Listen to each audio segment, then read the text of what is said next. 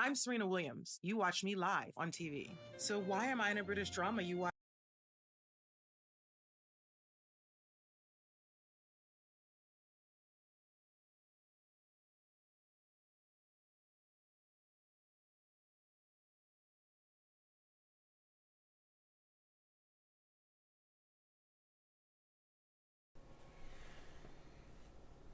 Welcome to BANGnACES live and direct sport commentary. You are live with Bang, your host Bang, and we are on week 3 NFL football preview and matchups. Shortly I'll be joined by special guest CJ and Have from the FLA CHAMPS Fantasy Football League. And they'll help me break the matchups down. But I wanted to come on and say what's up to everybody, and wanted to thank everybody for the early support and the support in the last month or so. We've been coming together, and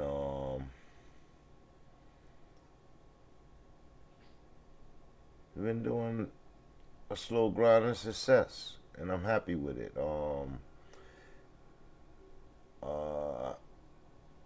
We got some real good guys, and we got Bang, myself, and we got Ace, my brother, and I gotta get to this screen. I gotta put image up,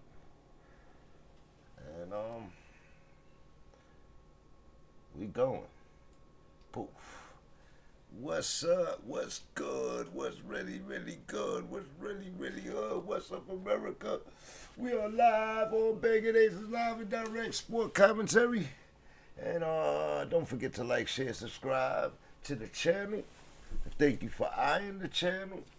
And we're gonna get to these Startem, Sittem matchups and fantasy matchups. Startem, Sittems for running backs and quarterbacks and wide receivers and whatever else y'all want to talk about. You know what I mean?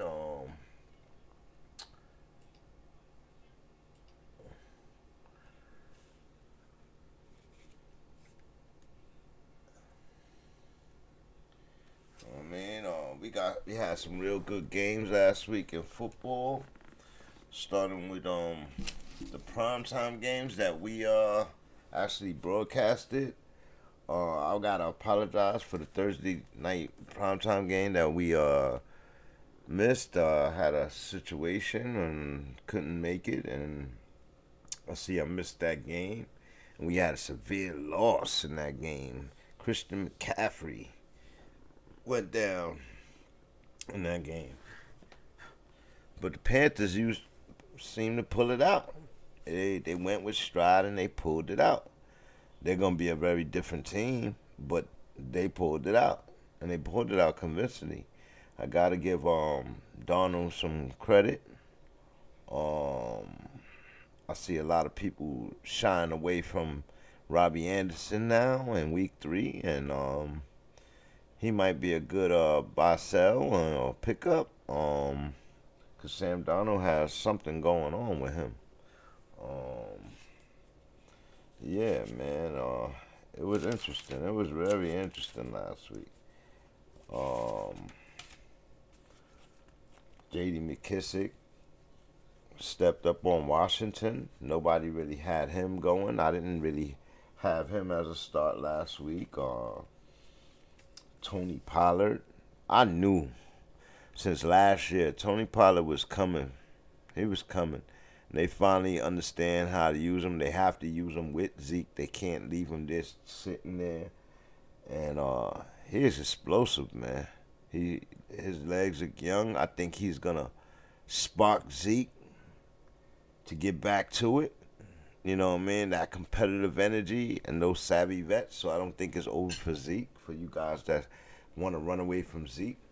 I don't think so. everybody keeps screaming Ronald Jones on the Tampa Bay and from week to week, and I wasn't sold on him. I'm on record saying I'm not really sold on Ronald Jones. He struggles with a powerful offense. I don't understand that. You know what I mean? Good back, but that's how I feel. And look, Leonard Fournette, he getting the touches in the red zone. You know what I mean? Saquon Barkley looking really healthy out there. It might be time for everybody to consider him back.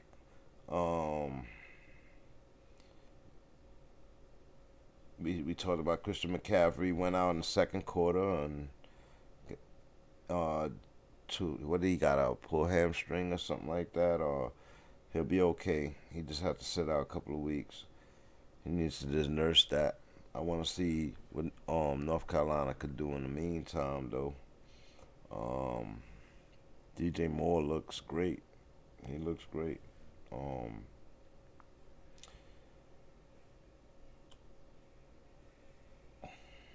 Zach Moss returned last week. Got some play, got some burn.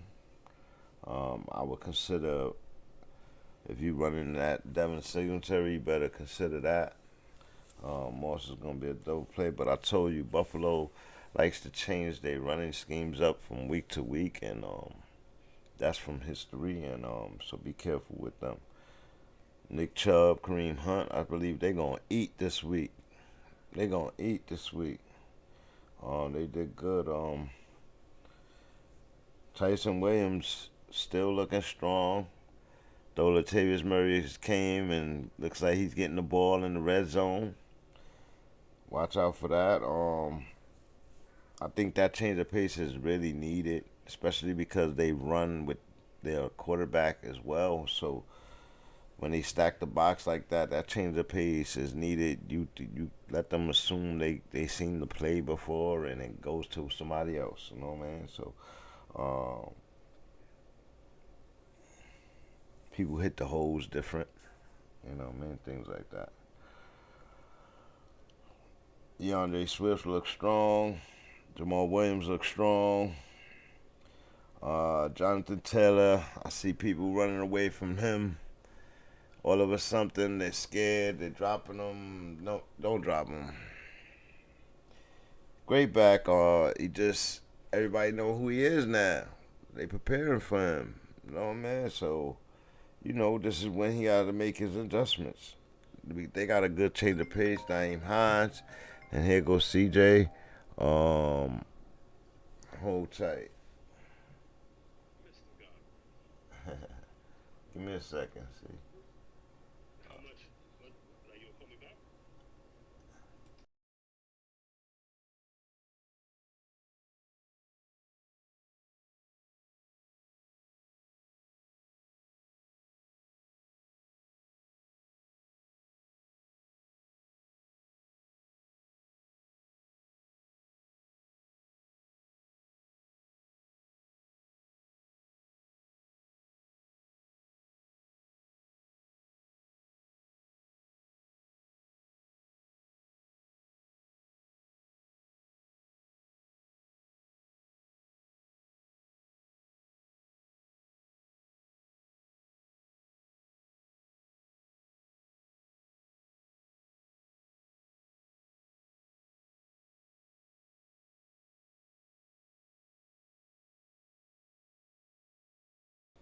All right, Chad, we back. We getting CJ and Have, special guest CJ and Have of Know It All Designs on the Yo. yeah. And so Moose. Yo. we here. Steve. Yo. All Alright, BANGnACES. Welcome to BANGnACES Live and Direct Sport Commentary. Don't forget to like, share, subscribe. We are gonna do week 3 preview of the NFL breakdown. And can we say every Thursday night game has been awesome so far? Oh yeah. So far this year, yes. awesome sauce every Thursday night right now. And I'm a person we who gonna go live. absolutely hated Thursday night football. And I'm loving it right now. Yeah, I missed this Thursday, guys, so y'all gonna have to fill me in. Yeah, I missed this Thursday, guys. Y'all gonna have to fill me in. Oh. You know what? Let's start with the thing right off the top. Christian McCaffrey. Yeah, I was talking to the chat earlier about that. What's up, Have? Salute. What's up, C? Say what's up to chat for me. What's going on? Say what's up to chat for me. Just say what's up. What's up? Yeah, to chat. Cause we live. We are live and direct with BANGnACES. Sport commentary. We doing week 3. I got special guest CJ and Have on the line. They're gonna help me break this matchup down, and let's go. So what's the first one? Let me get the first game up. Oh yeah, they from the FLA CHAMPS League, so you know they got special insight. Nah.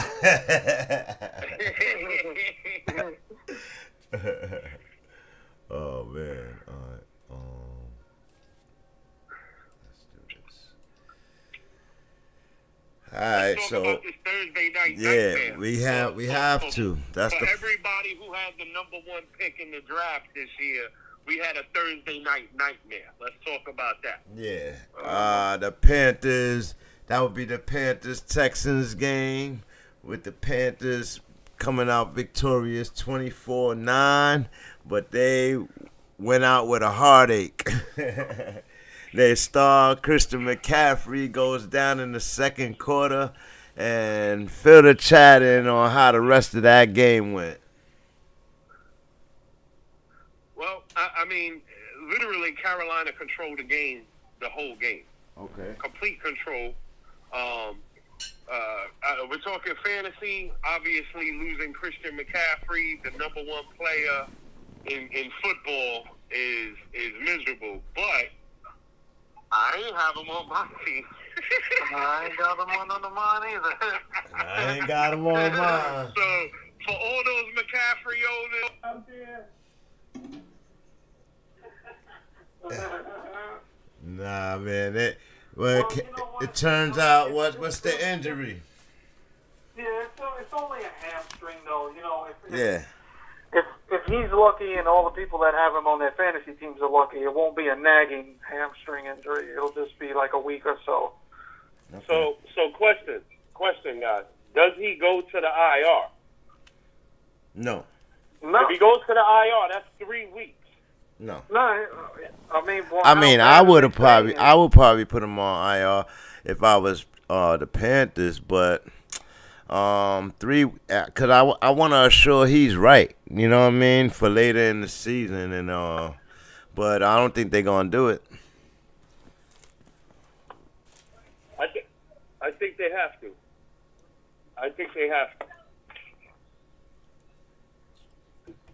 Really? Yeah, I think they have to. I think it's the smart thing to do. He's the best.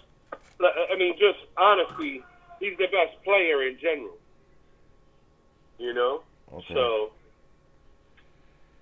Okay.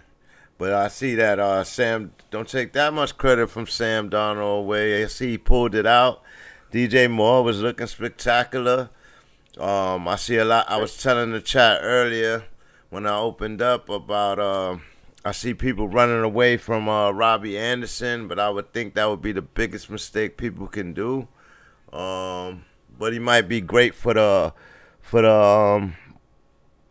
what do you call that, buy-sell market? Well, I mean, you know, if you want to sell him, you can sell him to me. I'll tell you that. Robbie Anderson gonna eat. He gonna eat because him and Donald got chemistry, right?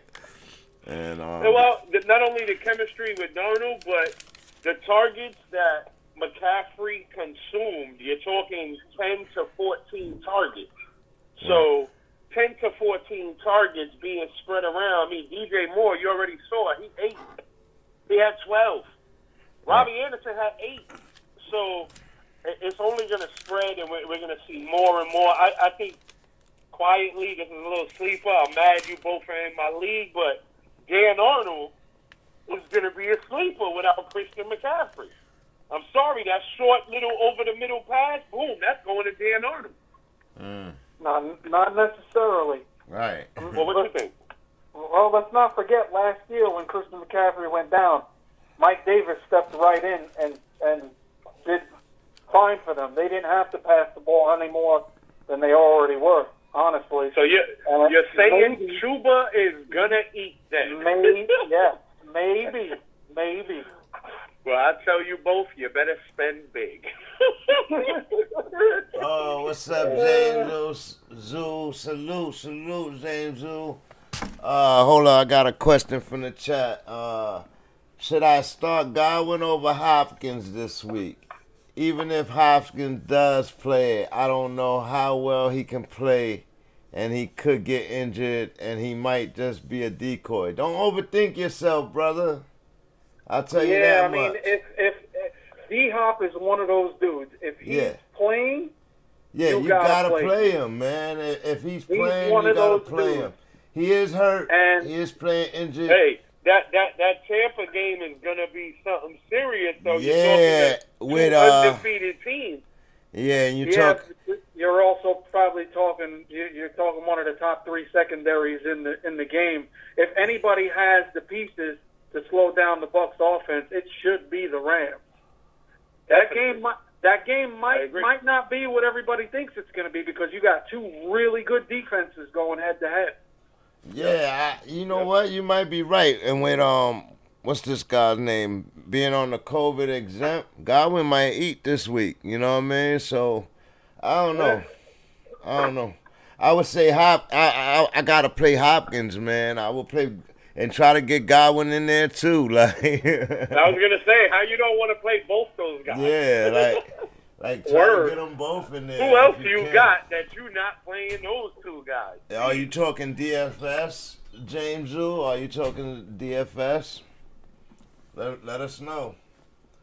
But yeah, back to us. We was discussing that first game. I wanted to know what y'all thought about the Texans side of the ball in that game. Brandon Cooks is the only person who eats. Everyone else is a mess. They're a mess. He don't even look at anybody else, bro. He looks at one guy, and he hit Akins in the chest twice, and he didn't want to catch it. I don't know why he didn't want to catch it. He just didn't want to catch it. They both hit him in the chest. How the running back system look? Oh man, they got like 20 running backs, and they're all garbage. Oh wow, I'm surprised you said that. We're not on the league there with garbage. They have no offensive line neither. I mean, they didn't have an offensive line last year with what? So yeah, but still, they're all their running backs are pieces from other teams that were thrown away. Yeah, it's either Brandon Cooks or nothing over there right now, unfortunately. So yeah, Texans, man, we can move on. Yeah, all right. Yeah, I just avoid that offense altogether. You would. If you can't have any pieces of Brandon Cooks, I don't want to talk about anybody else on that team. Jordan Akins might start getting it going sometime during this season, but I wouldn't count on it. Okay. Yeah, no thank you. All right, moving on to the next matchup, and it's the first 1 o'clock game. The Bears versus the Browns. Jay Fields versus Mayfield. That's hard. Justin Fields got a tough draw for his first start, man. That's a tough defense to have to play against. Man, it is, man. And it's not a game. Cleveland is not playing with y'all. But that boy can move. And what's going on with Montgomery?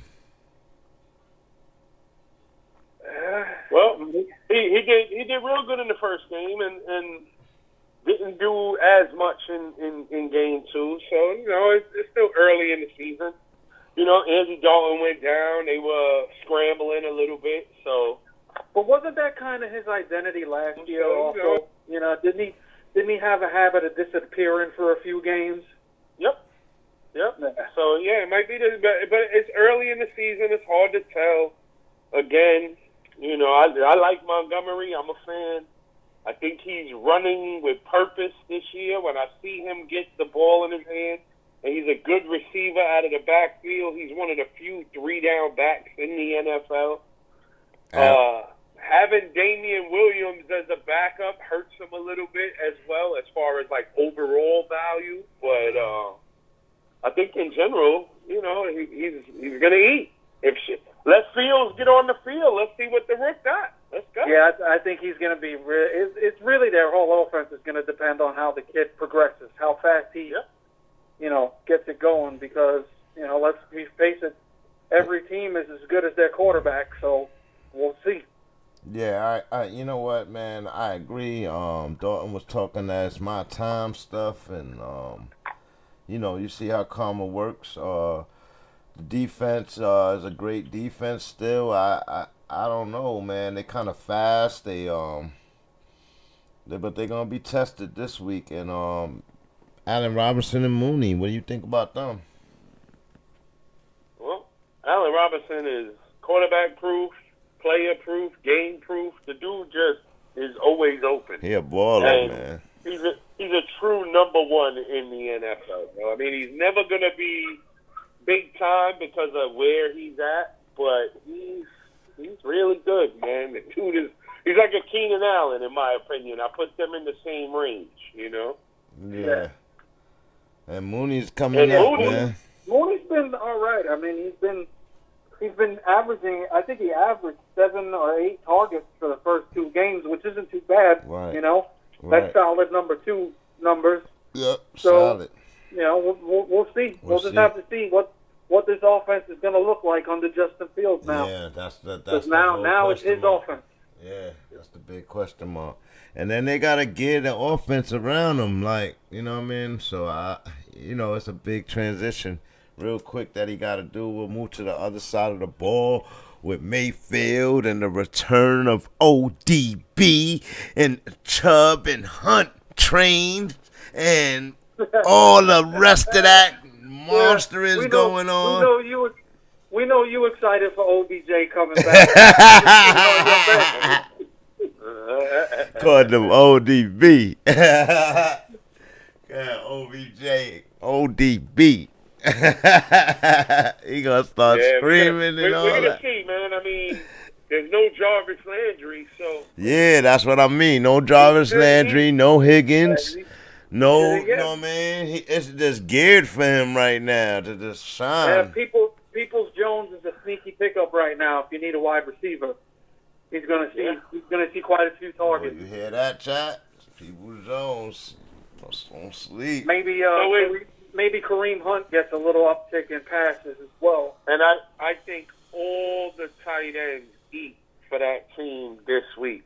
They're tight ends. I think any one of them is a flyer. Any one of them, just throw them in the lineup if you need some points. Yeah, that's know, risky, man, because Hooper and Njoku, I'm on record saying Njoku should be they start if he healthy, because his hands is crazy. Like, you know what I mean? And he could block. So, but Hooper is young and he's up there. He be out there. I just don't think they throw the ball to him a lot. You know what I mean? His confidence ain't there. But something ain't right with him. Yeah, man. We'll see what happens with it. But yeah, man. We'll see. Who you got? I gotta go Cleveland. I gotta go Cleveland.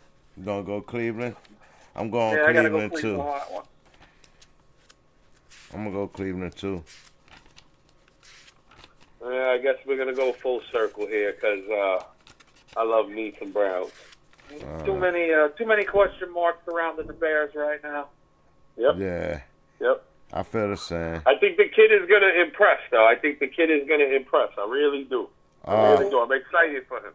We'll see. So everybody will be impressed if he performs in his first game against that defense. Oh, hell yeah. starter sit Mayfield. Depends on who else you got. The Bears been playing. Yeah, the Bears been playing really, really well against QB. Yeah, not their secondary. Oh yeah, okay. They've been giving up some points though. Okay, starter sit Chubb. Definitely starting Chubb. You got his Chubb. He was, come on. He's the number one pick. Starter sit Hunt. You're running him out. He's one of those. If I had him on my squad, I'd be really hard pressed to sit him against anybody. Starter sit Hunt. He's Hunt too. Hunt. Dude is Hunt's a good. Hunt's a good RB2. Yeah, he is. He is. He's really an RB1 playing an RB2, to be honest. Yeah. Yeah. Kareem Hunt is a Pro Bowl talent running back. Yes, he is. Playing backup. Yes, he is. But you all know he was being punished. Everybody knows because, he had the legal issues. He had an incident. No, I wouldn't exactly call that an incident. But let's, that was years ago. That was the past. We're in the future. Put him in my lineup all day. Starter sit Fields. Against the Browns. I mean, you know what? In daily fantasy, why not? That's balls. Why not? Nobody else is. That takes balls. Wow. I know he got to be low in the DFS as well. I don't know, man. I would love to say yeah, but I just haven't seen enough of them yet. Right. Starter sit Montgomery. I'm running them out there. Let's go. Starter sit Allen Robinson. He's a must start. You have to start. He's a must start. Starter sit. For me, me personally, Allen Robinson's a must start. Yeah, he's number one. I don't care what the matchup is. His target share is enough to warrant him being in the lineup. It doesn't matter who they're playing. Mm-hmm. Starter sit Mooney.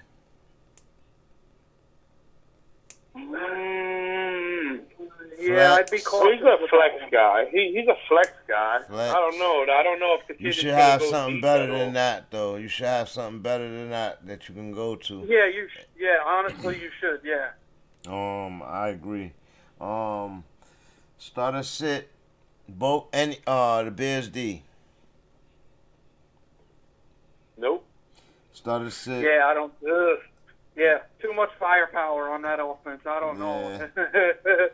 That shit could get out of hand. Cleveland come out and start throwing some picks or turning the ball over. That game could get ugly really quick. Yeah, man. But the Bears could also come out and start sacking Mayfield early. Man. So, we'll see. We'll see what happens. Because I don't think the Watt kid is playing. I think the number one start for me personally in that game will be Montgomery. Just because they're going to have to lean on him to help Justin Fields come along. You can't. He doesn't have full reins of the offense yet. You know what I mean? Yeah. So you don't think they'll stack they're the gonna box? They're going to really have to establish a running game to help him out. Yeah. I agree. What about Cole Kmet? All right. I mean, you know what? After the top two tight I think he's going to be utilized. It doesn't matter. Yeah, but he's not. For me, I don't know how anybody else. In the Bears system, in the Bears system, middle of the pack. For me, in the Bears system, they throw to their tight end a lot, right? And with Fields just starting, the tight end gonna be the emergency read. Yeah, so, that could be his security blanket. Yeah. Right, you know what I mean? So I would think they're going to have a lot of plays for him. Now, does Cole catch him? You know what I mean? And does he, you know what I mean? So that's why I asked that. For tight ends, going up against Njoku and Hooper and them. So you know, competition is the best adrenaline and all of that. Too many question marks. Yeah. Just like I said. Too many question marks. All righty. Moving right along to the next matchup. 1 o'clock game. Cardinals 2-0 versus the Jaguars 0-2. Kyler Murray, D. Hopkins coming a little bringed up. A.J. Green, Christian Kirk, Rondell Jones, and the defense to watch out for versus needing immediate help. Needing immediate help, Jaguars. Yeah, there's no way I see Trevor Lawrence getting his first win against a red-hot Kyler Murray right now. Really? Yeah, man. That dude is on fire. He's amazing, right? And I knew he would be. And this is after people said he wasn't big enough and to be a quarterback and all of that. They said the same thing about Lamar Jackson. And the kid has an arm. His legs are strong as ever. And I don't know, man. Like, he is amazing. But something was said this week on sports media that he's better than Russell Wilson. Do you remember Russell Wilson's first 3 years in the league? I don't think they remember that. Like, Russell Wilson's first 3 years in the league, what he did. Listen. Russ been to what, 3 Super Bowls? Right. He nearly came out with a back-to-back in his first 3 years, bro. Like, you know what I mean? So, wow. You know, Kyler Murray is great, but he gotta prove some things. You know what I mean? So, I just wanted to go over that with y'all and see what y'all thought about that. And y'all in the same boat. Yeah, I think Kyler Murray's got a long way to go to catch up to Russ. Yeah. But go ahead. Kyler lights you up. Yeah. That's not what I'm saying. He definitely has the potential. Yeah, he showed some. He's way too young in his career to compare to what Russell Wilson's accomplished. Right. I agree.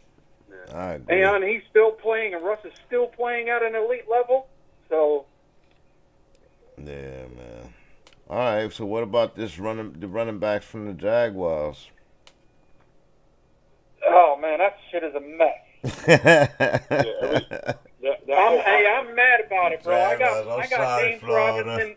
I got James Robinson sitting on my bench in 2 leagues right now. Oh man! Because I'm that mad about that situation right now. Like, Urban Meyer brings in Carlos Hyde, who ain't got no business being on anybody's team just because he coached them in college. Yeah. Same thing he did with Tebow. He tried to get him on the team too. Like, he's bringing all his college boys with him, and they all suck. Right. And you got James Robinson, came in as a rookie, undrafted rookie last year, blew up. Was a 1,000-yard back, could do it all, could catch passes, he could block, and they're not giving him any treats.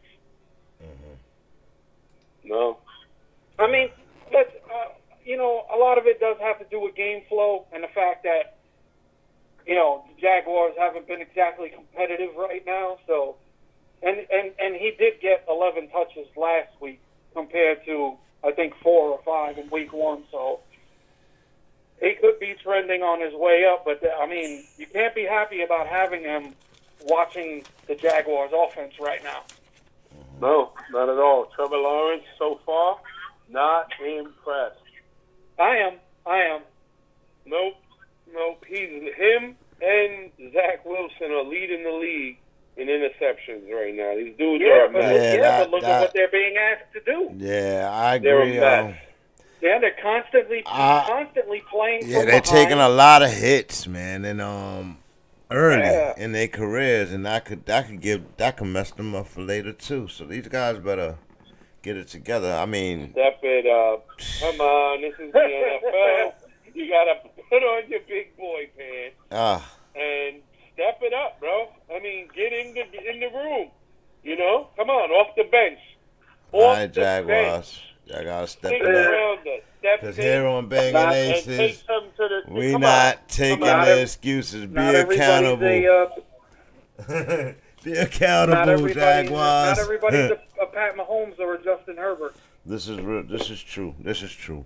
But they can develop. They're asking too much. Yeah, they can develop though. All right, so you got the Cardinals. Everybody got Cardinals. We're taking a sweep on the Cardinals. Yeah. So Jaguars to go 0-3, Cardinals to go 3-0.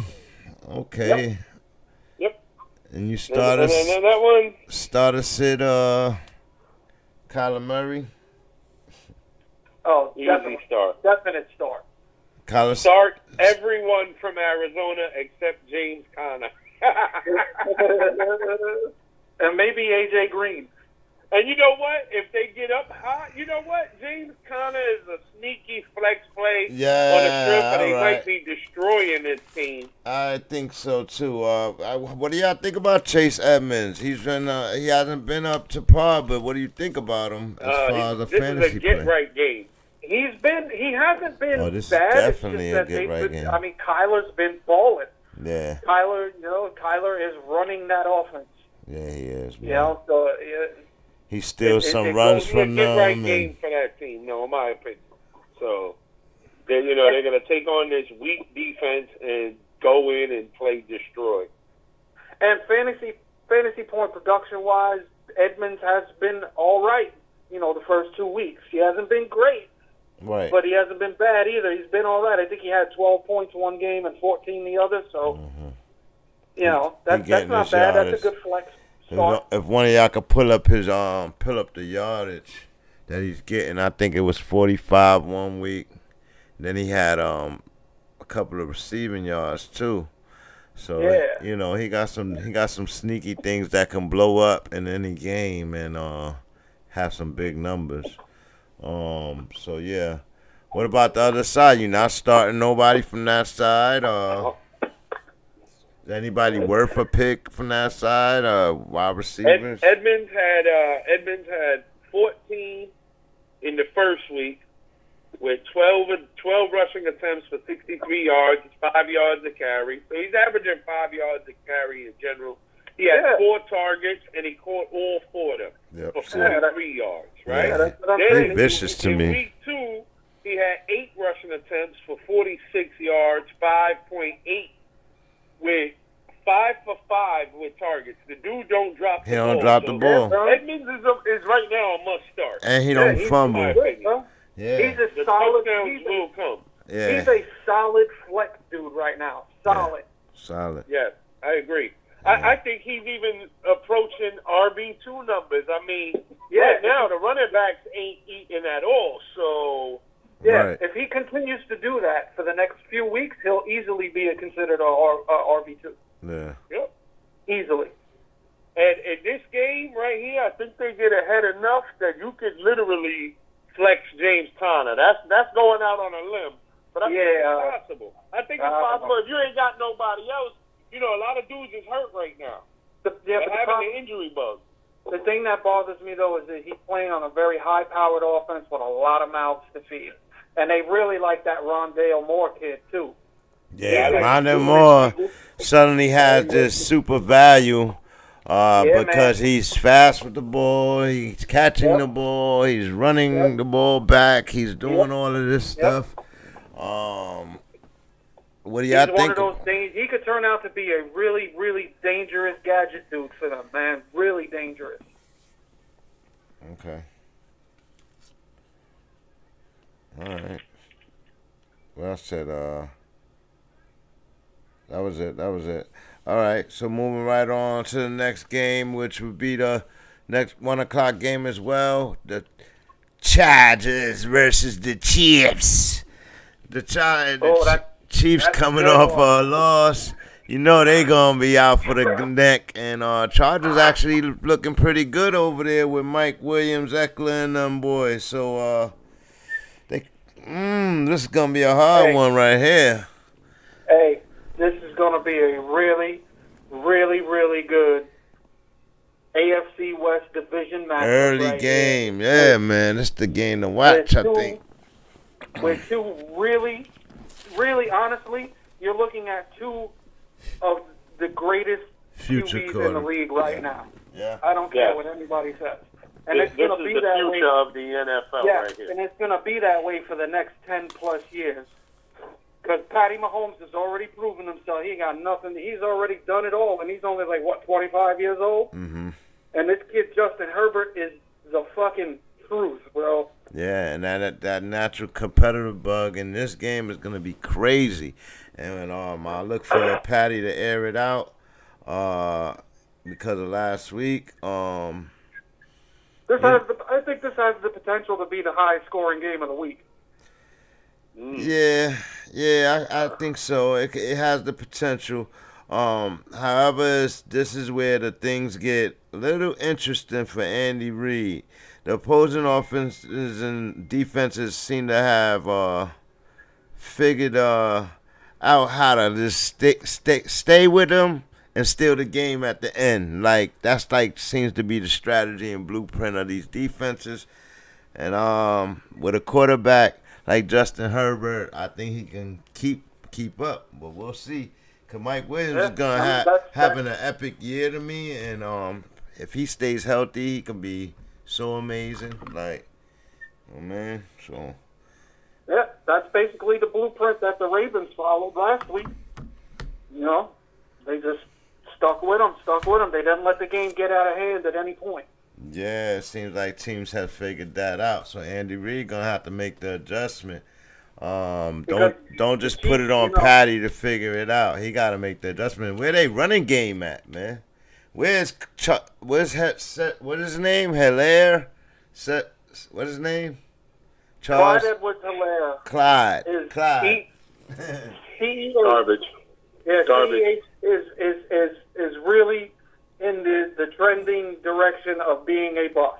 Yeah, isn't he? B-U-S. Oh my goodness, bro! I'm like, this is what y'all gave up Hunt for, at the end of the day. B-U-M-M-M-M-M-M. Well, yep. That was nothing. What is he even there for? Oh my God, yo. Yo, Hardman get more burn than him, yo. He scored you, Base. What did you took him in the draft this year? Nah, I got him. Did not. I got him, but did not. I'm good without him. But it's just whoa, brother. You made me waste a draft spot. Man, really. I ain't gonna lie. I was one of the people that was saying, with all the money that the Chiefs spent this off season on their offensive line, that he should have been, him and Pat Mahomes should have been the benefactors of that. And so far, it's not turning out to be true for him. He's looking like the same dude he was last year. Mm-hmm. Oh man, I didn't have him last year, so I wasn't aware. Oh my God, am I aware now? I had him. I had him last year. That's why I don't have him this year. They choose not to use him. I don't know why they choose not to. He's supposed to be this unbelievable pass catching back. They never throw him the ball. Mm-hmm. Never, bro. He disrespected Pat Mahomes somewhere. Because Patty don't throw him the ball, bro. Oh, and Patty asked for the guy, bro. Patty literally said, I want this guy. Him. Oh, yeah, man. he did. That's true. And he says something along the way, and Patty was like, yo, you ain't never getting the ball again, bro. How about that? If it's not a running play, you're not getting the ball. All right, so who you got? Ooh, all day. Chiefs. Sorry. Yeah, I think you have to go with the Chiefs here. They're one of the few teams in the league that I don't think anybody could see losing back-to-back games. See, that's the hard part to look past. They're not a team that's gonna lose a back-to-back very easily, so I expect them to be in full-fledged. But I think the Chargers could do it, so I'm gonna go Chargers, and because the Chargers got a nice little offense with a tight end, run back. All that going on, I think they clicking, and they got a nice little defense as well. And we'll see what happens, but I'm gonna go Chargers. So we'll keep an eye on that game. Starter sit the Chargers. Justin Herbert. Start everybody. Eckler, Williams, Cook. Eckler, Williams, Keenan Allen. Allen. Everybody. This is going to be all hands on deck versus the Chiefs. There it is. And they're going to have to – I got to see what that coaching staff, how that coaching staff is going to do. This is going to be their test against Andy Reid right here. I agree. What about the Chiefs? Well, they're basically all – You starting Patty. We don't even have to talk about Mahomes, Hill, or Travis. Those are no-brainers. What about Hardman? I'm starting him. He's a flex guy. He's a flex. He plays in their offense, man, more than people give him credit. He had 8 targets last week. Oh, that's bananas. Anything over 5, you could play. Yeah, anything over 5, you could play. Because he catch one of those deep ones, and you got money. Okay. There it is, one play. He'll get it all for you in one play, and that's what I like about. And how about what y'all think about Pringle? No. I'm not. I think he working in there, but I don't think he'll start for me. Man, maybe in DFS. Yeah, that's exactly where I was going. Byron Pringle is the one who won me the money last year in the showdown, the KFC game of the showdown game of the week. Oh wow! The free joint. Yeah. I took Byron Pringle and nobody was. Yeah, Pringle in DFS because he's not going to be a high picked person. And the fact that he might catch a touchdown or 2, you never know with him. He's one of them sleepers that'll jump you right up the list in DFS, and I love that. Yep. So yeah, but and it depends. That's tournament only. I wouldn't do that if I'm playing against somebody. I can always find much better if I'm playing 1-on-1. But if I'm playing tournament style, yeah, I could see him just, fill in a spot. Yeah. All right. Now let's flip to the on the other side of the rock. I like give me both the receivers all day long. Mike Williams and Keenan Allen. Well, Keenan Allen is a must. Yeah, we said that. What about they slot guy? What's his name? Parker? No, Parkham's their second tight end. Isn't their slot dude Guyton? Yeah, nah. Okay. Yeah, we pretty much said we're starting all of those guys. What about they backup running back? Hill? Is it Justice Hill? Nah, no. Not their backup running back is Kelly. Joshua Kelly. Yeah, Joshua Kelly. I'm thinking of Baltimore. Yeah. Yeah, no. Nope. Yeah, no. That's just Eckler only. Yeah, that's a no for me, too. Okay. All right. So everybody got they said the Chiefs, I said the Chargers. Moving right on to the next 1:00 game, Washington versus the Bills, both 1-1. Heineke, and that offense seems to be putting, but they're putting right along. They're doing better than the Jaguars, and the Bills looking strong one week, and then I don't know the next week, and I don't know. You know what I mean? So NFC versus AFC here going on. What do y'all think? Well, I like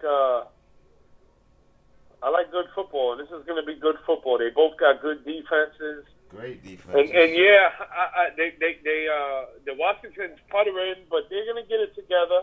Heineke ain't got no choice, and he plays with passion, that dude. I like to see a dude play with passion. He do play strong, man. He do play strong. I don't think people giving him his due. Like, that Thursday night game, he put up some high numbers, man. for the first game of the and McLaurin is McLaurin. And McLaurin, man, McLaurin is awesome. When you got a receiver like McLaurin, you just gotta get the ball up, like, you know what I mean? So, and then Antonio Gibson and J.D. McKissick are gonna do well in this game. You think both of them gonna share the ball? I don't know, you don't think McKissick may have stole some of Gibson's ball run? Yeah, he's just eating all the targets, McKissick, man. He's aggravating. Yeah, he does. He ready, man. He been back up for too long, 2-3 years, man. Like, he ready. I see it. If he's healthy, he's explosive, bro. He can't carry the load. So he's a great change of pace dude, and they're working him in. They have to. They have to. They're always playing from behind. Yeah, I agree. Defense don't look as scary as it did last year, and I think it's just early in the year. I think by week 5, the kinks are out and everybody starts rocking and rolling. But yeah, Washington, like you said, is sputtering along. We'll see. And so is the Bills, though. Anybody other than any other receivers other than McLaurin and Logan Thomas? For Washington, nah. Curtis Samuel still hurt. So, yeah. Nah. Gibson? I wouldn't. Yeah, I think Gibson's pretty much a solid start. Yeah, he's a start. I give it to him. Is McKissick a start, though? Yeah, unfortunately. I still wouldn't start him this week for some reason. I don't know why, but I would be scared. I think he's great in DFS, too. Is his value better than Hunt's? Who? Kareem Hunt's. They got similar value, or is it greater? Is it less than? For his team. That's what I'm saying. I'll jump in right now. Hold on. Let's have a look at that. That's a good question. Let's go look at that.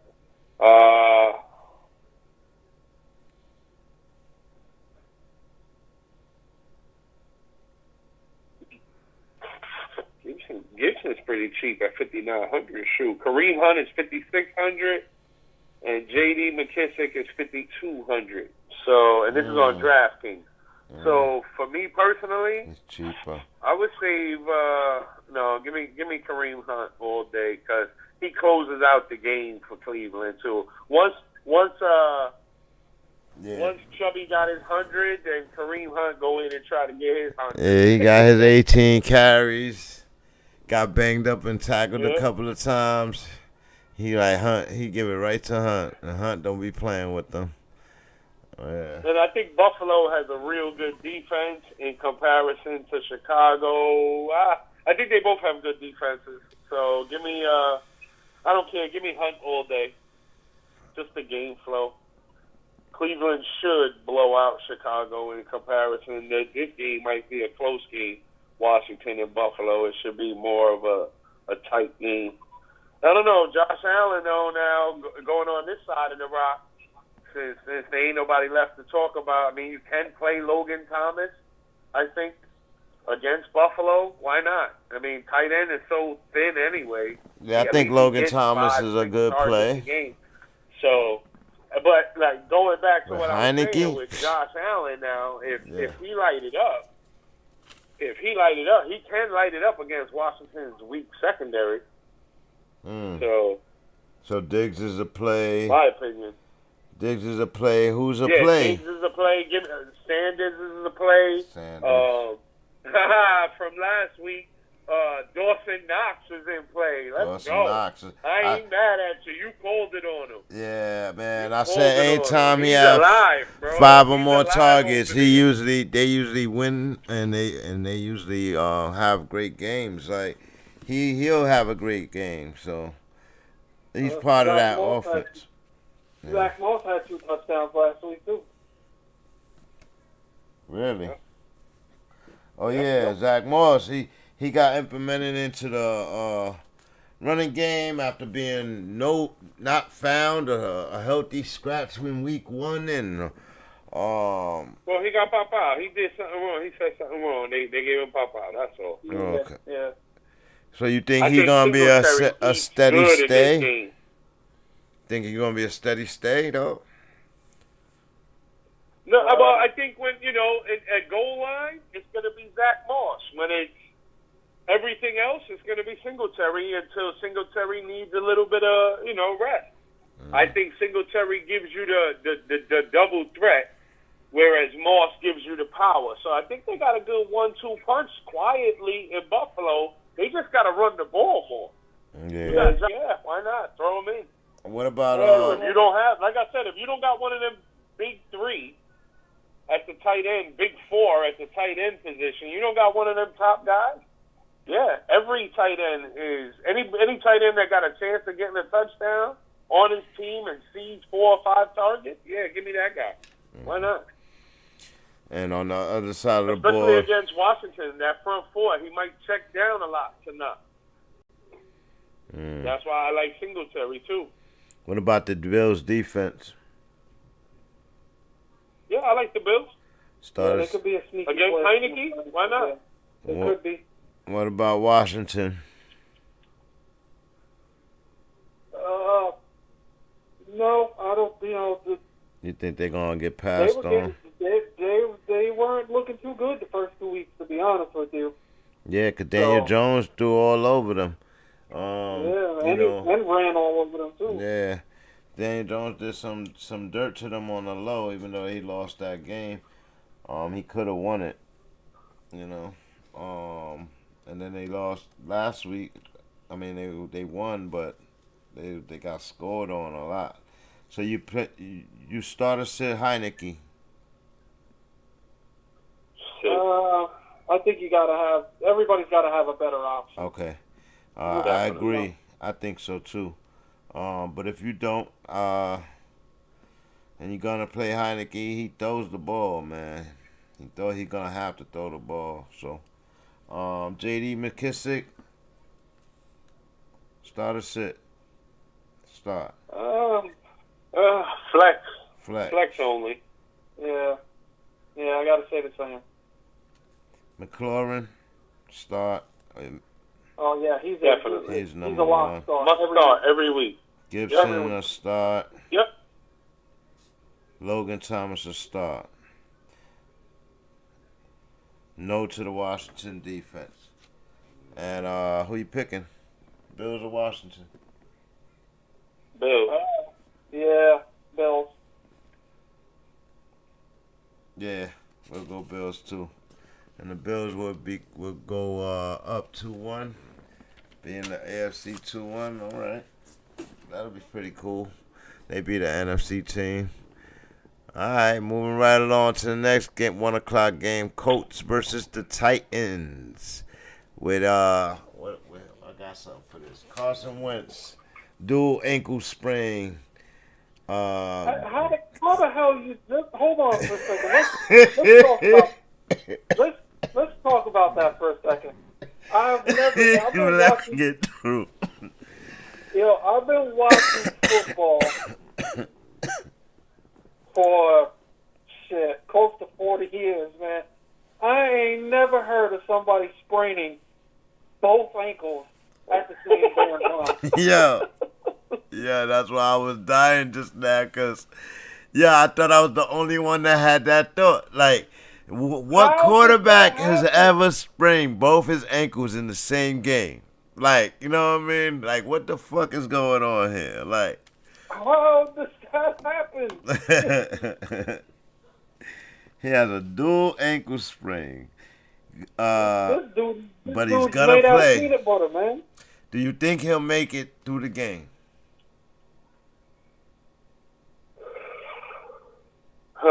I tell you what, I don't want to play him. Who's the backup? Yes, he's. Jacob Eason. Oh, okay. I don't think he's gonna make it through this game. I think he's trying to start to prove he's not fragile and all of that. But that's gonna put them in trouble. I I don't know how you throw him out there with two sprained ankles. Like, he ran practice yesterday. He ran a full practice yesterday, so they saying he gonna start. Wow. Even so. Man. If he's the only quarterback you have on your team, you got problems. Oh, man. Because there's no way I'm starting Carson Wentz. No way. Nah, I'd rather go get someone off the wire. And Carson Wentz is only my backup. Okay. Yeah. So he's probably my third backup, to be honest. Okay, hold on a second. Let me get this out, guys. Carson Wentz, dual ankle sprain, gonna play. Pittman, who looks to get his first TD on the season. He looks kind of really good last week. With I think he had like 10 targets or something. Look out for Marlon Mack. Better blocker and chemistry with Wentz. But don't drop Taylor. Has to get out early divisional. I think they're playing Matt to to raise his value for a trade later on. So he may be getting 5 to 7 touches a game. So that's gonna cut into whoever's running back numbers. You know what I mean? So we'll go from there. Hey, you leave Jonathan Taylor alone, man. He's gonna get going. Once he gets going, he's gonna get going. He's going to get going. He's going to get going. He's going to get going. I agree. Yeah, I don't see how they do that, though, because, Jonathan Taylor, yeah, he's their definite starter, and they just paid Nyheim Hines, too, a bunch of money. Right. There's not a whole lot of touches to give away, honestly. So that's he got a tough 5. one. But, he got 5 touches last week. I'm not playing Marlon Mack nowhere on the planet. I'll tell you that. Yeah, I'm probably not too. Watch out, though. I'll just say that. That's one thing that I want to say, because Marlon Mack don't need a lot of touches to have a breakout performance, and just watch out. Like if he gets 7 touches, he's a buyer beware. In league formats, he's probably a good bench stash, just in case. Mm-hmm. Because that's a good. That's a team with a tremendous offensive line that pretty much any running back is going to be successful behind. So if one of those other two guys goes down, his value instantly goes way up. Right. So he's a good bench stash for now. Yeah. And then on the other side of the ball, you got Julio Jones, A.J. Brown, the truck, Derrick Henry, and the BC squad. BC squad. All. But Please start them they have a question mark at their quarterback. Tannehill right now. He looking like vintage Miami Tannehill, and that don't bode right for the Titans right now, man. He got too many weapons over there to be looking like that. He looked better without the weapons. Like, it's crazy. Man? Yeah, it's almost looking like there's no chemistry with Julio in that offense.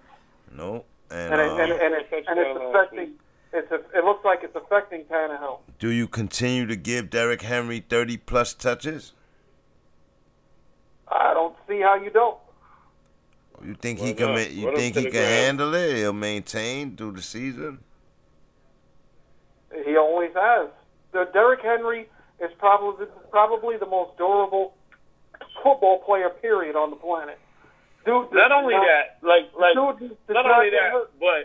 and the Tennessee. But they also played.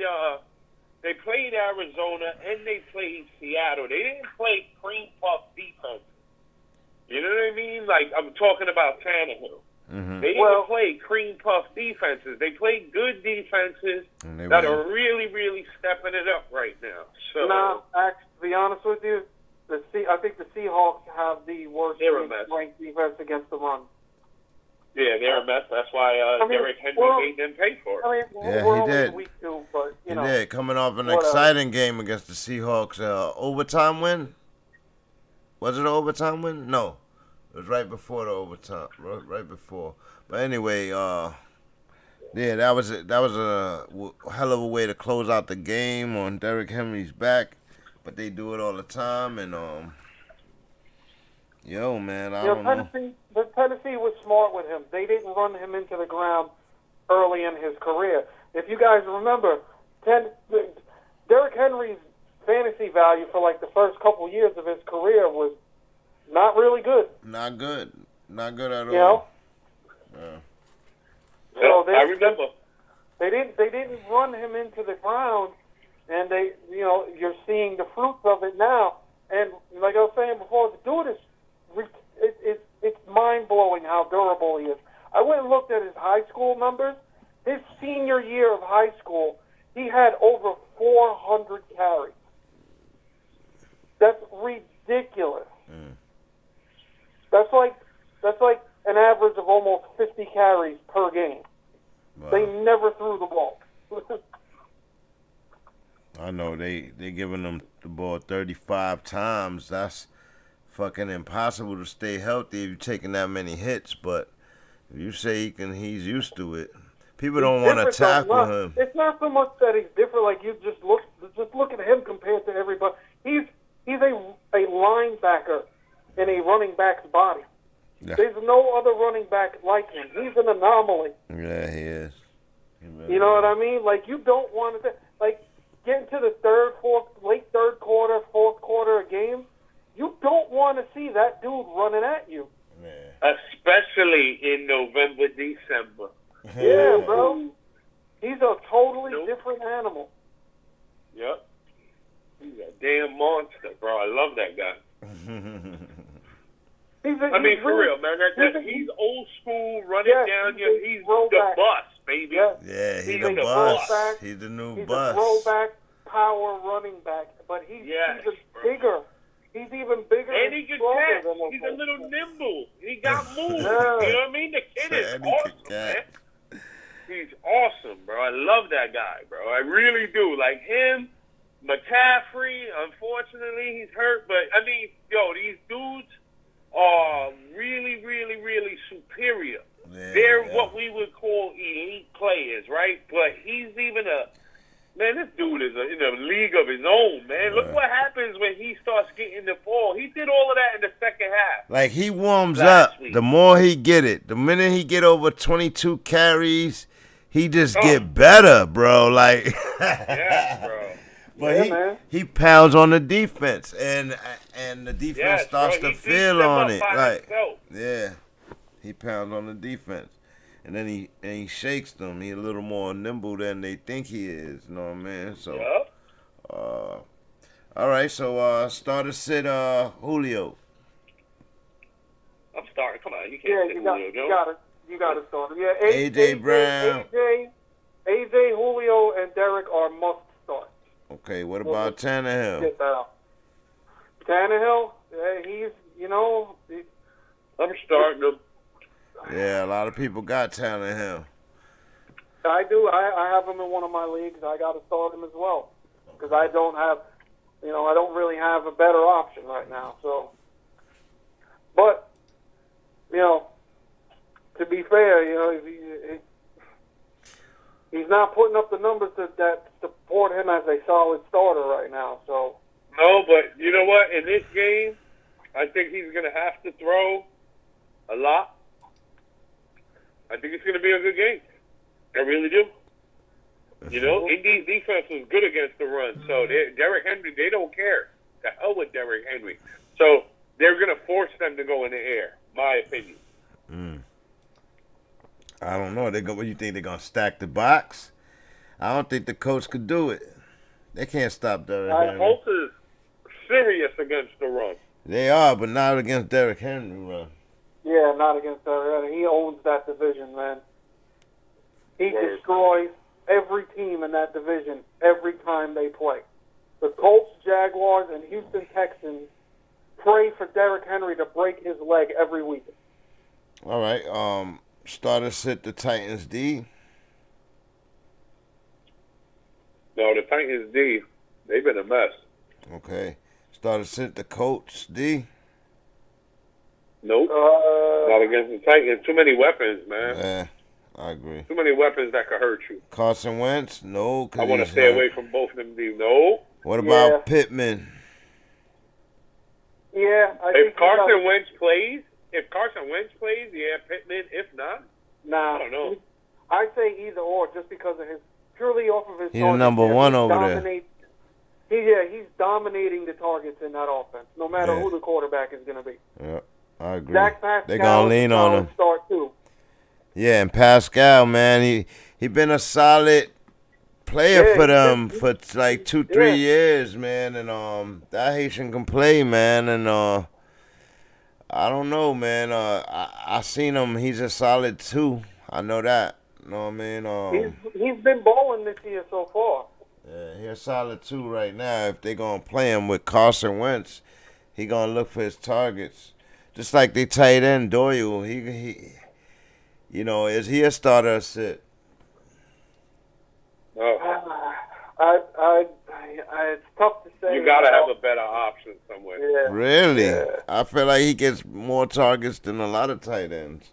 You know what I mean? Yeah, but isn't he splitting targets 50-50 with that other tight end? He is. Yep, he splits them with Mo Alley Cox. Yeah, so okay. I don't know. He's just, you know, Jack Doyle was a really good tight end once upon a time. He's on the downside. Once he had the surgery, he was on the downside. But he still got good hands, but he's not as fast and nimble as he was. Yeah. Yeah.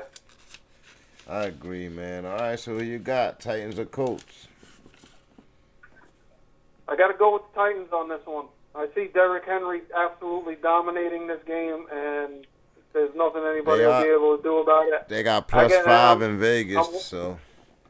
Yeah, and I'm worried about what's going to happen with Wentz. You know, how good is he going to be able to perform with 2 bum ankles? You know, is he going to get hurt at the end of the first quarter? You know, yeah, I agree. I'm with the Titans all day. Start to sit Jay Taylor. My son and my grandson just stepped in the building. They just said, hello, hello. Salute. What up? What's up, nephews? Start to sit Jay Taylor. Yeah, I'm definitely starting Jonathan Taylor. What about Nyheim Hines? Nyheim Hines? Definitely. Yeah, he's flex all day. He can get running back 2 consideration if you're on a bye week or you're just hurting at running back. He's a solid fill-in for 2 just because of his pass catching ability. Yeah. So, you know, you're not going to get 15 points from him every week, but you know, and if we're saying the Titans, it's probably because we all believe that they'll be playing from behind if they're playing from behind. Yep. And that's why, you know, you play Taylor, but you don't have the greatest of expectations. Yeah. And with Hines, same thing. Right now, they're both RB2 flex guys at best, you know. And Marlon Mack is a dart throw in DFS tournament. Right now. He might get a touchdown. You know, he might get a touchdown. You never know. He get the ball in the red zone late. It could happen. He could get a goal line touch here and there. Yep. Pass interference. That's why I said 5. Those 5 or 7 touches all could be red zone touches, and not to say he's gonna get 5 or 7 touchdowns, but he can get touchdowns because he know how to do it. He know what he's doing. Well, you know what, man? And being honest, as much as I love Jonathan Taylor, the man is leading the NFL with touches inside the red zone and has no touchdowns. CDs, right? And that's when people pull switches on you. You know all you can do is laugh at that, man. You can't that's when the coaches pull switches on you, man. That's exactly when the coaches pull switches on you. All right, man. Moving to the next game. Hold on. Let me get back to the screen. Yeah, moving to the next 1 o'clock game. Bengals and Steelers divisional matchup. Joe Mixon, the battle of the Joes.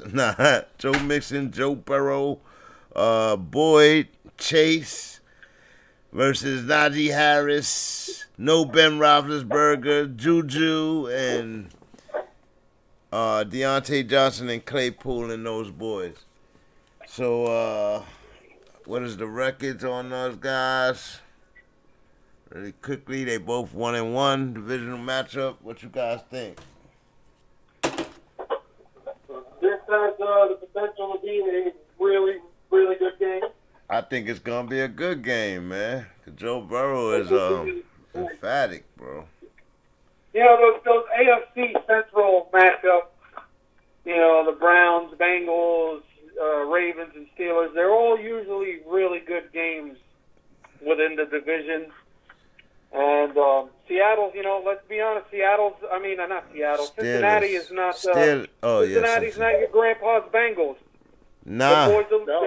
They're on their way up, man. They got a lot of good offensive weapons. They need to fix up that defense, and they could be a really dangerous team. So, yeah, T. Higgins is a game-time decision. So, you know, a little banged up. So I think Chase is a must-start. Oh, really? I heard he wasn't playing. Yep. I heard he wasn't playing. So Higgins? Yeah. So I was gonna bump up Boyd. Cause Boyd's been playing well when he's healthy. Yeah, Jamar Chase. Yep, solid. So they're both solid flex dudes. And if you're not that really, really strong at wide receiver, either one of them is a solid wide receiver too. Yeah. So. Yep. Well, especially if Higgins is limited, or which he will be, in my opinion. Even if he plays, he'll be limited. You got Boyd, you got Chase. Let's run them out there. They're going to have to throw. This is the Steelers. Chase and Higgins are really solid DFS dudes right now because they're both usually really cheap compared to the rest. Okay. I'm surprised they still got Chase really cheap. Other side of the ball, you got the Steelers. Great defense. Juju Johnson and Claypool warming up. And Najee Harris coming into his own. But they run into a roadblock because they lose their major quarterback. And Ben Roethlisberger, what should they do? Man, I hate the Pittsburgh offense right now.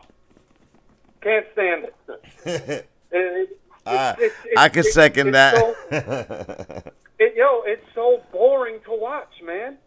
Like if I forget who their OC is, man, or who's calling the offense over there, but it is a really drawn out, just boring offense, man. Since James Conner was there, man. Word. And I gotta be honest, man. I'm starting to wonder if Ben, extended his career. I'm starting to wonder if he made his career last a little bit longer than what it should have. Oh wow. Ben is cooked. Because he's not looking good at all right now. Their offense is just so hard to figure out, man. Like, you don't know what's going on with their offense. What's his name is a little hurt. Johnson is hurt right now, and he's a game-time decision. Right. So if he don't play, Claypool bumps up to a wide receiver 3, and 2. Juju is a wide receiver 2 because he's just going to see targets. But, and if Johnson does play, I mean, they put him out there. You got to start him. I mean, the dude gets 10 targets a game. Yeah. Najee Harris, what do y'all think? I think he overall, not just in this game. What do you think overall so far? We've seen him twice. The jury's still out, man. Yeah, my eye test is telling me something's not looking right. So, I get in range of Edwards-Hilaire with him, but I think we're gonna be all right with Najee. I think that offensive line, I think he's gonna get a lot of touches this week with Ben being out, and we'll get to see what his running is about. But we saw last week he can catch, move up the field, and I got lucky with him. He not gonna give you 15 every night though, like, you know what I mean. But he in there. He in there right now for me. I think it's gonna be up to him tomorrow if they gonna pull it out for the W. If not, the Bengals gonna eat them up. And gonna eat them up early. Cause if Joe Mixon play better, oh man, man, the Bengals could run all over them. Yeah. Well, I don't know, man. Without T.J. Watt, they're gonna be hurt. Yeah, no T.J. Watt, no. Yeah, they in trouble, bro. They in trouble. No Ben Roethlisberger, no T.J. Watt. Trouble. These games are always normally close and tight, and I think Pittsburgh catches an L here. Oh yeah, I'm gonna go Bengals too. Yeah, with the way this season's starting off for Pittsburgh, it's not pretty. This has the potential to be Mike Tomlin's first ever losing season. Oh wow. Said here first on BANGnACES live and direct sport commentary by Have in week 3. Whoa. Yep. Ben Roethlisberger is falling off a cliff, and Mike Tomlin might be have his first losing season. Go ahead, Have. That's a way to make an entrance, boy. Put it on the You hear board. this, chat? You heard it here first. I hear that, man. I hear that. Starter sits. Joe Mixon. Yes. Joe Burrow. Yeah. Yes. Tyler Boyd. Flex. Yes. Flex. Yes. Chase. Yes. Yep. Who else they got? Who they back a Wide running back? receiver 2. If Higgins is playing, him too. You gonna start him too, even when I'm hurt? Yep. Okay. What about Najee Harris? They're gonna try to make an example out of Pittsburgh without T.J. Watt, without nobody really getting pressure. They're gonna. Oh man, they might spank Pittsburgh. It might happen. It's not looking pretty. It really might happen. There might be a power shift in that division this year. Seriously. Pittsburgh is looking a mess. On the Pittsburgh side of the ball, I would start Claypool, Juju. I guess I'm going to start Najee. I don't want to, but I would. You drafted him too high to not put him out there. Get your booty out there and prove yourself. Yeah. It is only the Bengals. You know, the Bengals are good. All right, defense. I got one for y'all. Start Najee Harris or Kareem Hunt. Give me Najee. Wow. Okay. Give me Najee. Yeah. I think Kareem Hunt can match Najee numbers. It just Najee has potential to put up higher with more touches. Yeah, he got the opportunities. He's gonna have more opportunities. More opportunities sometimes turns into more points. We'll see with this team. They're a mess. I agree. Yeah, I take the starter touches over Kareem Hunt, and also Pittsburgh too. Everybody's got to be aware of the tight end situation because the Ebron Fryer move thing hasn't worked itself out yet. We still don't know who's going to be the guy. Wow. Yeah. So I'd be leery about playing either one of those dudes right now. And who you think they gonna come out with? Mason? No. Hell no. There's no way I see anybody taking Roethlisberger's job. Roethlisberger's hurt. Oh well, if he's hurt, yeah, it'll be Mason. It'll be Mason. Yeah, I think Roethlisberger's going to play though. They said Driscoll. They said Driscoll was coming out. I said, wow, that's a statement and a half. That is just so scary. Yeah, if they bring out Driscoll instead of Mason, I'm like, whoa. Oh my God, I can't even believe that dude still has a job. Are you shitting me? What about Dobbs? Who does he know in Pittsburgh? What about Dobbs? Don't they have Josh Dobbs? Yeah, I don't. They ain't mentioning bringing him out. He was employed there for forever. You know, we got to go to the tape on that one. I'm gonna go get that real quick. Yeah, I'm pretty sure he still play. He would look good in the preseason. Real good. I'm gonna go vet it real quick. Let me go see Dobbs.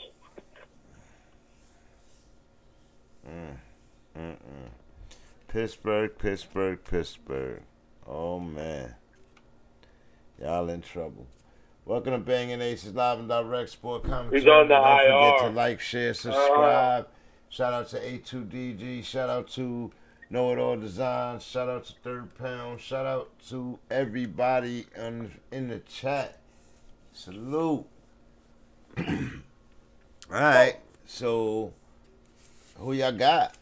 You said Bengals, right? Bengals, yeah, Bengals all day. Everybody going Bengals here. All right, so moving right along to the next matchup. Saints, Jameis Winston and the Saints take on the Patriots and the Bill Belichick Patriots. Both 1-1. Jameis Winston came back down to earth last week, throwing 2 picks, horrible picks at that. But and the Patriots, Jameis being Jameis. Patriots looking like Patriots. What y'all think about this matchup here? NFC, AFC right here. Yeah, this one's intriguing. But if I had to pick between who was going to win the mind war between Bill Belichick and Jameis Winston, I'm taking Bill Belichick all day. I'm gonna probably go Saints here. But Jameis Winston, they got him game managing. I think they get him back to game managing, and I think Kamara has a field day against the Patriots. I don't know, man. That Saints, the way it's looking to me right now, it's almost looking like they're trying to do too much to save Jameis from himself. Mm-hmm. And this is going to be the biggest snooze fest in the world. Oh my God, it's going to be so boring. I don't think he's going to work with that, that style of play. I think Jameis is you either got to cut him loose and let him be him, or and hope that he fixes the mistakes himself. Or I just don't see it working. I really don't. I don't know. That first week he looked amazing. If they can get that out of him and make him not try to throw for 300. Jameis is a hot and cold player, man. He's always up and down. I agree with you, Moose, on the strength of they got to let him out. Just let him do what Jameis does. Jameis wins football games by throwing. That's the most of all. He's a winner, bro. They don't have receivers worth any kind of conversation. I start no one on that side of the ball. Start no one. Alvin Kamara. I mean, for real. I start none of the pass catches on that side of the ball. I'm sorry. I trust none of you guys. This guy Callaway gets the ball. He at least 3 drops a game. It's insane right now. Yeah, but he gets the targets, man. He's making Jameis look bad. Right. I mean, he hit him in the hands, and the kid dropped the ball. Now, I don't know. You made it to the NFL. I don't know the big lights, whatever the case may be, but catch the football. You're here. Who's their tight end? Who did the Saints tight end? The Saints have Adam Troutman and the other guy, Jawan Johnson, that big guy. Yeah. Again, neither. I guess Troutman gets a lot of targets. Thompson gets a touchdown. Or Johnson. I don't want no pieces of the throwing attack on this offense. I want to watch it, and I'll start Alvin Kamara only. Yeah, Jawan Johnson. I mean, if you had to play one of the two, you've got to go with Troutman. You could consider playing Jawan Johnson simply for the fact that he's going to get most of his touches in the red zone. They're going to use him as a target in the red zone because he's tall and he can out-jump everybody. Because he's really a converted wide receiver. So he's not, probably... He's Darren Waller. Yeah, he probably sucks at blocking. So they can't trust him anywhere, outside of the red zone probably. So, you're going to get more targets with Troutman, but you're going to get more touchdown probably looks with Johnson. So yeah, I want no pieces of that pass and attack right now. It's a mess. Okay. I don't even want to start Jameis. No, thank you. Okay. Well, I'm on the other side of that. Jameis is a question mark, man, but I think he's worth a play. I think Callaway gets the targets. He has some drops, but he gets the targets, and if he start catching them, he'll have touchdowns. And Adam Troutman gets the targets, man, and in the red zone at that. So Jameis just needs to cut down his mistakes, and I think they control this game with the Kamara play action, and I think they're going to pull this out against the Patriots.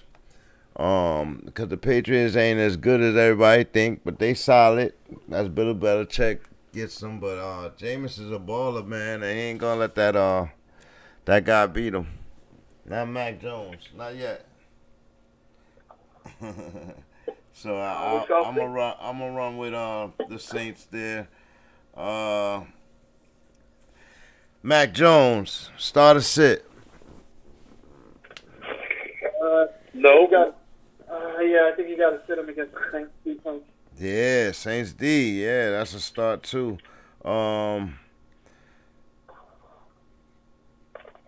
Your guys already said no to Jameis and none of the wide receivers over there. What about wide receivers on the Patriots? Who we got? We Jacoby got Jones. Jacoby. No, Jacoby Myers. Right. He's probably Nelson Aguilar. Nelson Aguilar. Myers is probably Both their the wide tight ends. receiver one. Yeah, both the tight end. Well, Jonnu Smith has been getting, I think, more targets, slightly more targets. I don't know. That's still a weird offense to figure out, man. Yeah. To be honest with you, there's only two people on their offense. What about their running back? That's Harris and James White. Yeah. That's it. That's it, the running backs. I agree. I'm glad you said that name. Do This you week, think Volume alone. Do you think Myers could get flex consideration just because of his target share. That's about it. Yeah, he does get targets. So the game plan usually be to go to him at least 8 times a game. Yeah. And you can always, put one of them tight ends in the game. If again, after the big 3-4 tight ends, any one of these guys who's getting 5 or 6 targets and opportunities in the red zone, like both of these two tight ends, they're worthy. Harris fumbled twice. I believe White's backfield.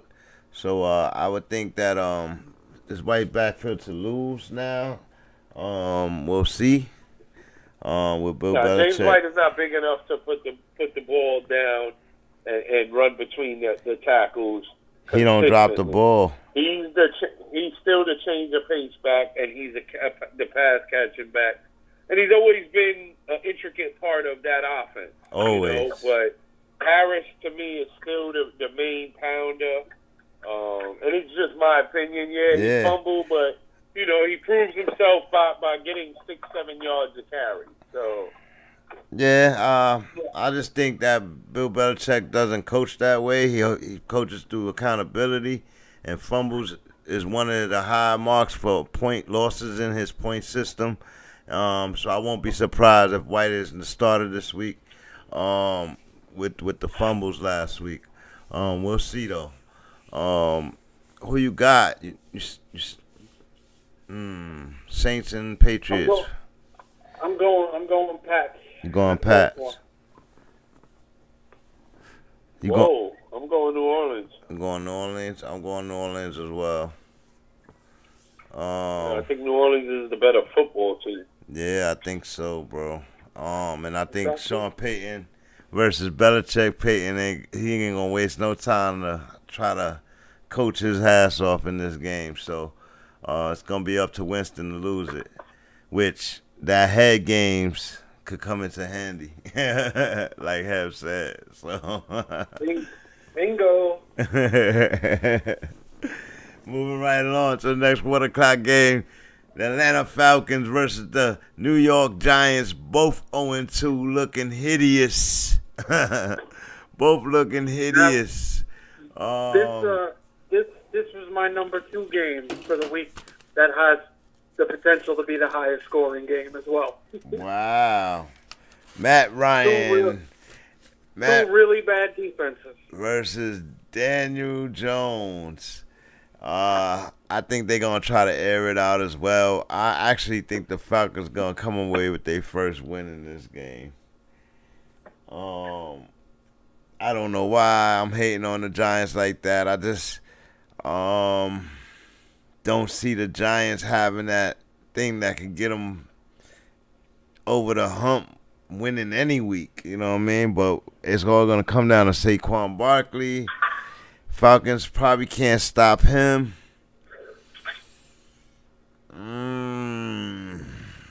Yeah, I'm still going to go Falcons, man.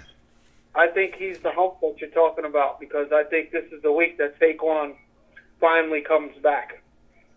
He looked healthy and he looked well last week. He played in 70% of the game. He's played in 70% of the game last week after only playing in 50% of the game the first week. So I see him on a tick up. I could see him playing in 90% of this game. And the Falcons is a good team to come out against.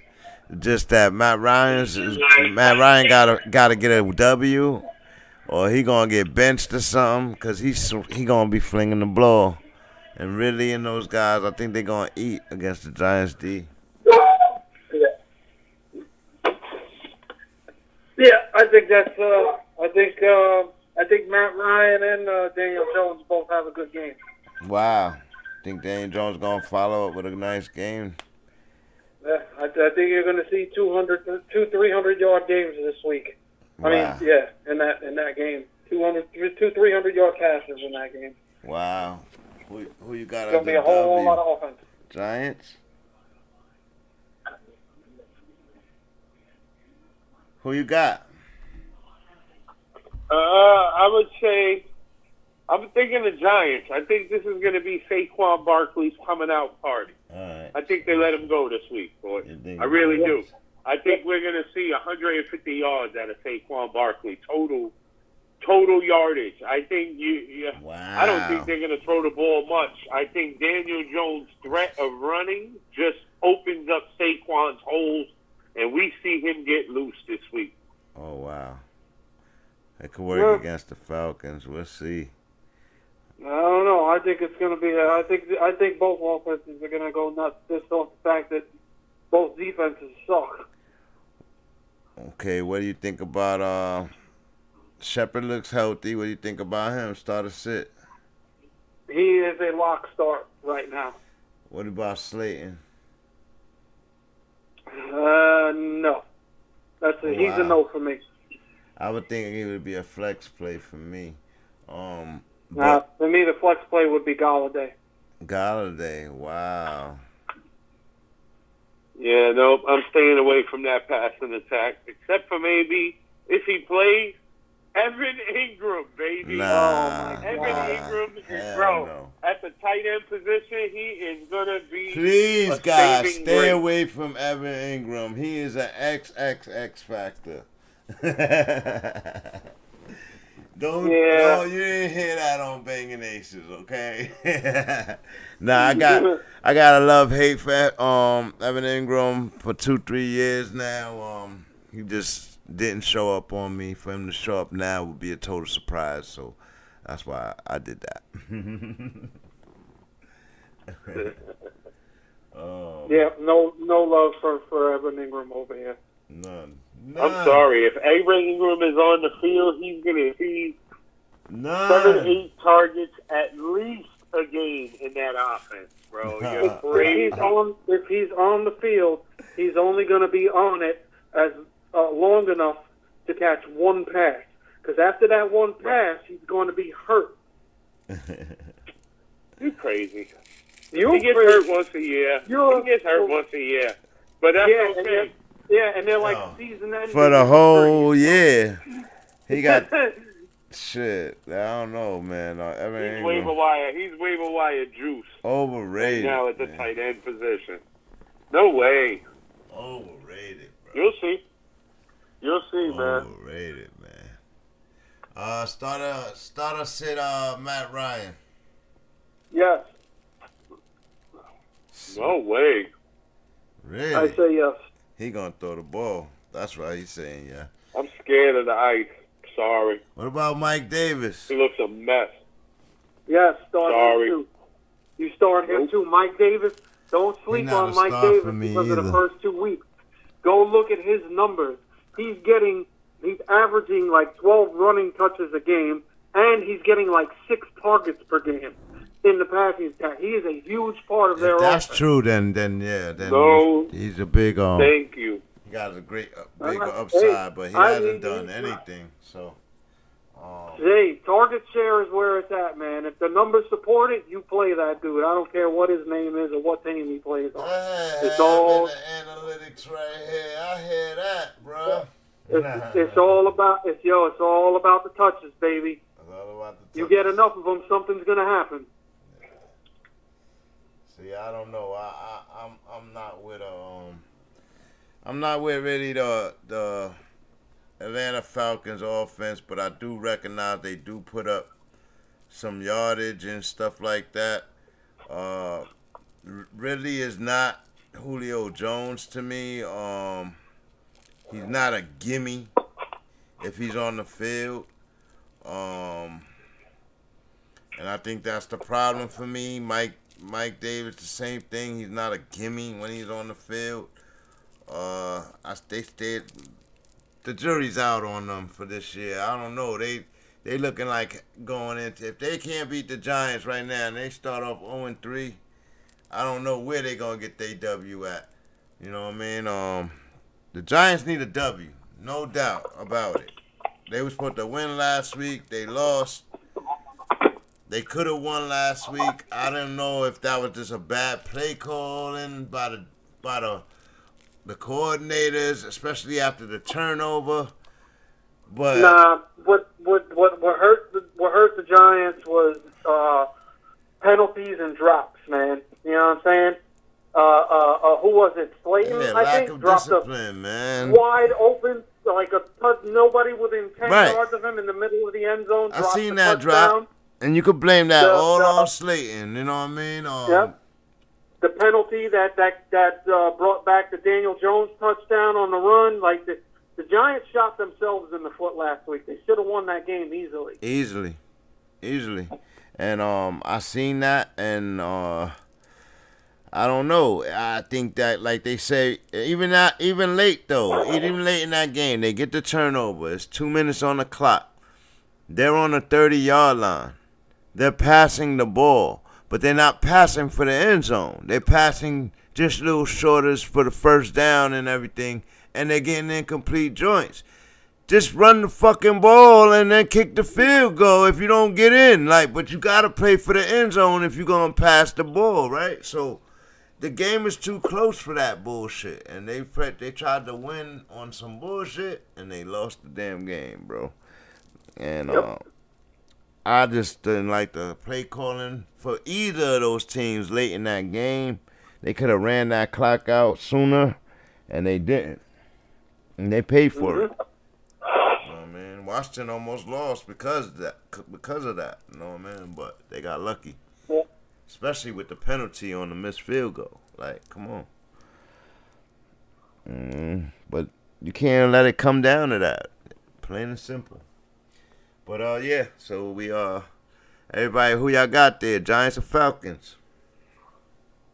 Oh man, I gotta go with the Giants on this one, man. Atlanta's just, they're bottom barrel of the league right now. Oh wow. They really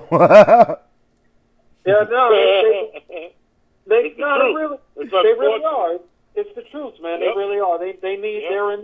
Yep. They're facing a total rebuild process right now. You know I think so. And they should have started with all them quarterbacks coming out this year. How you don't get Matty's replacement this year? It's sloppy. It's sloppy. It's sloppy. They got rid of Julio. You should have got rid of Matt and started fresh right now. They late on the process, man, and they got rid of Julio a year too late, or year or two too late, and yeah, I agree with that. Yeah. you know, when they drafted Ridley, they should have got rid of Julio. You know what I mean? And they didn't. And they paid for it with the turf toes and all of that, and they paid for it. But they should have got rid of him. They could have traded him 2 years ago. His value was super high then. Got a bunch of draft picks for him, and you know they would have already been in the process of that rebuild with some young, fresh talent. How about this? They start 0-3. Do you sit Matty Ice? Do you sit Matt Ryan? No, I don't think their record. For who? Who's their backup? Do you call Cam? No. Matt Ryan is still better than Cam Newton. Yeah, I agree. Yeah. I agree. Cam's problem, he can't. It's the throw. It's the dirt balls. It's throwing everything. He's got accuracy issues, man. He's a quarterback who fucked up his shoulder. Yeah, he fucked up his shoulder. You know, that's like a running back with a total blowout. You know what I'm saying? You're no good after that. Yeah, I agree. It's very rare that, you know, a quarterback he was playing can blow on out his throwing shoulder for a while and be the same dude he was before. The only dude I've ever seen that do was Drew Brees.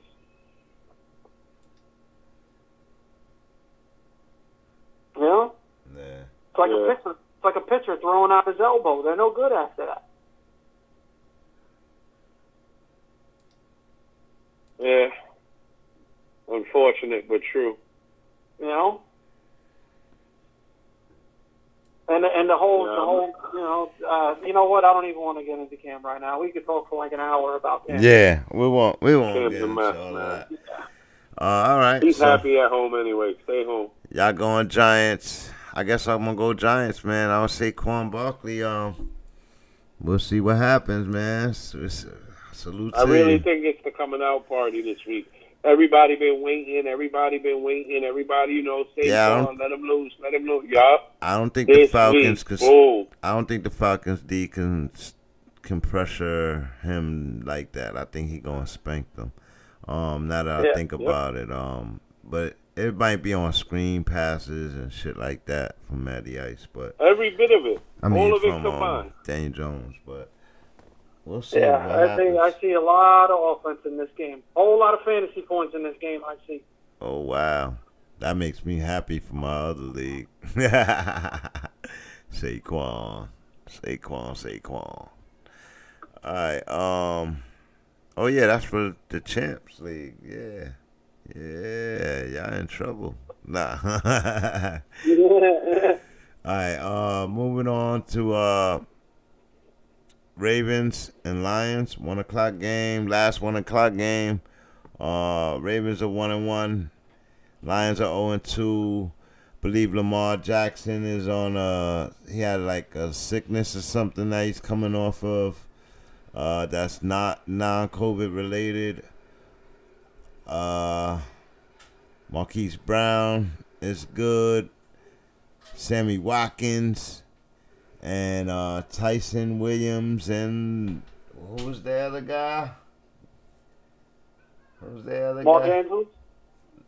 Yeah, Mark Andrews, their tight end, and then you got who's they backup running back? Shit, take your pick. It could be Latavius Murray, Devontae Freeman, fucking Latavius Murray, Le'Veon Bell. It could be a bunch of dudes, right? Yeah. Nah, he didn't get activated. Yeah, he ain't but activated. I think it looks. If you go by last week's game, that guy looks like Latavius Murray. Yeah, Latavius Murray getting the ball in the red zone, and that's what's hurting Tyson Williams a little bit. I don't know. Tyson Williams is doing great though. He's averaging somewhere close to like 8-9 yards a carry, bro. It's insane. Yeah, he is. He really is balling out, but his value is being hurt by Latavius Murray in the red zone, like you said. So, but it's not because he's not balling. It's just because they might trust Latavius a little more in the red zone, really. Yeah, man. Latavius healthy, look like he can guarantee 4 yards, 5 yards, like. So in the red zone, you know, that could be lucrative for him in fantasy. So I'm keeping my eye on that. But this is gonna be a sleeper game, y'all. It's the Lions. They 0-2, but they put up some points. Yeah, their offense has looked pretty good so far. Heck yeah, man! With the Swift, Jamal Williams. We saw a few mistakes last week with Goff against Green Bay, but nothing crazy. Right, and in Goff like to air it out. Quintez Cephas, that's the dude to watch out for. Oh yeah, Cephas is a sleeper play. I would say a flex, good flex play. Him and Goff got really good chemistry. Yeah, they do. And I agree. Oh, you see it too. That dude has plans. His plan is to take Tyrell Williams' spot. You see it too. Damn it! I thought I could get away with that one. Nah. That backfield looks good. They got a really good 1-2 punch with Swift and Williams. Yeah, they really do. They're all right. They got everybody thought they were going to be a mess. They got a really decent offensive line. I won't go as far to say good yet, but it's decent so far. Just got they're another team. If they had some really good defensive pieces, they'd probably win a few more games as well. So we'll have to see. So far, the Jared Goff era in Detroit started off good, even though they're 0-2. They had two very good games. They were in both those games. And I think it's just their matchups. And the Ravens ain't no slouches though, and they're very hard offense to really lock down. With Lamar Jackson just pounding over them with the running plays. I think that's what's really hurting Tyson Williams. But you got to take what you got. Like we said with Kyler Murray, you take what you got with Lamar. If he want to run the ball, you let him run the fucking ball. Yeah, if you're a running back on Baltimore, you know coming in that you're just going to have to put up with the vulture taking carries from you, and that's just the way it's going to be. They have a weapon that no one else has, and you've got to utilize it. I believe John Harbaugh, he has molded that system around Jackson, and he utilizes they changed it. Their system for him. Right. When Joe Flacco got hurt and Lamar Jackson had to take over, that wasn't the original scheme. They changed it to fit him, and then just kept it because it worked so well. That's crazy. Right.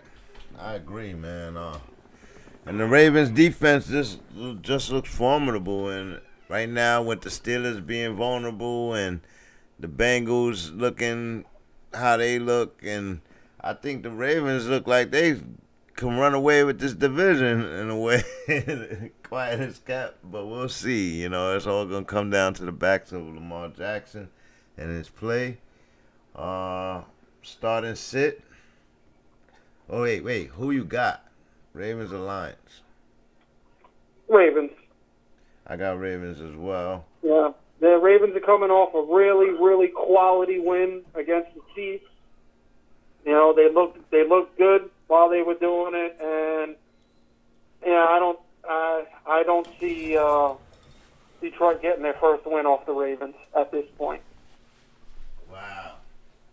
They're going to probably try to air it out, too. They might have to. They might find themselves in a situation where they get down big before the half. So, it all depends if Detroit's defensive personnel wakes up tomorrow morning and feels like playing. Yeah, I agree, man. In that game against the Rams, they were trying to go blow for blow with them, and then they just fluked out. Like, they had what they scored 17, and then all of a sudden they didn't score anymore. Like, yeah. You know what I mean? And it was like, wow, what happened? Yeah. They just bummed out, right? Halftime adjustments, baby. They will kill a lot of teams. Yeah, that's true. Start to sit Lamar Jackson as a start. Start to sit Tyson Williams. Yeah, I think you got to start him. He's he's a starter on a run-heavy team, so you gotta run with him. Okay. Starter sit Latavius Murray. He gets flex consideration. He does. He really does, man. I hesitated last week, and I shouldn't have. But it was okay. My guys did. I would start Sammy Watkins. Yeah, starter sit Sammy Watkins. Starter sit. Yeah, I start him and Brown. And Brown. Yeah. And Andrews. Yeah. And Andrews, yeah. Be honest with you, yeah. Okay. The matchup calls for it because Detroit's secondary is hurting right now. You know, they lost their star defensive quarterback for the year. Jeff Okudah, is gone for the year. That was their number one corner, and the rest of them ain't all that great, to be honest. So, their defense is ripe for the picking right now. Starter sit Goff. I think you got to start him, man. Starting Goff. Yeah. He's been putting up the numbers to support it. Okay. You got to start Hawkinson. You start Williams is a good flex. Hawkinson, he lean on Goff. Lean on him. Yeah.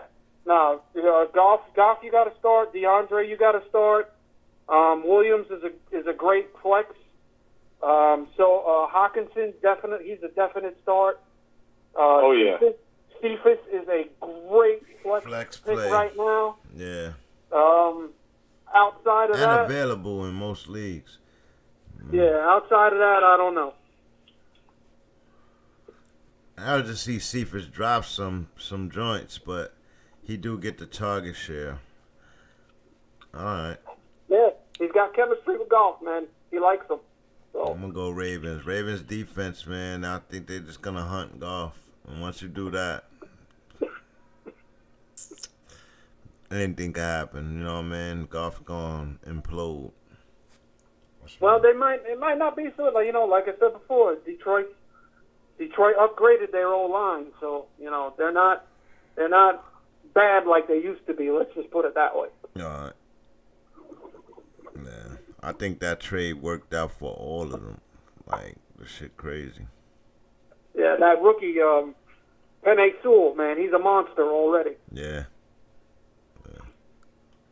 He is really good. All right. Moving on to the first 4 o'clock game.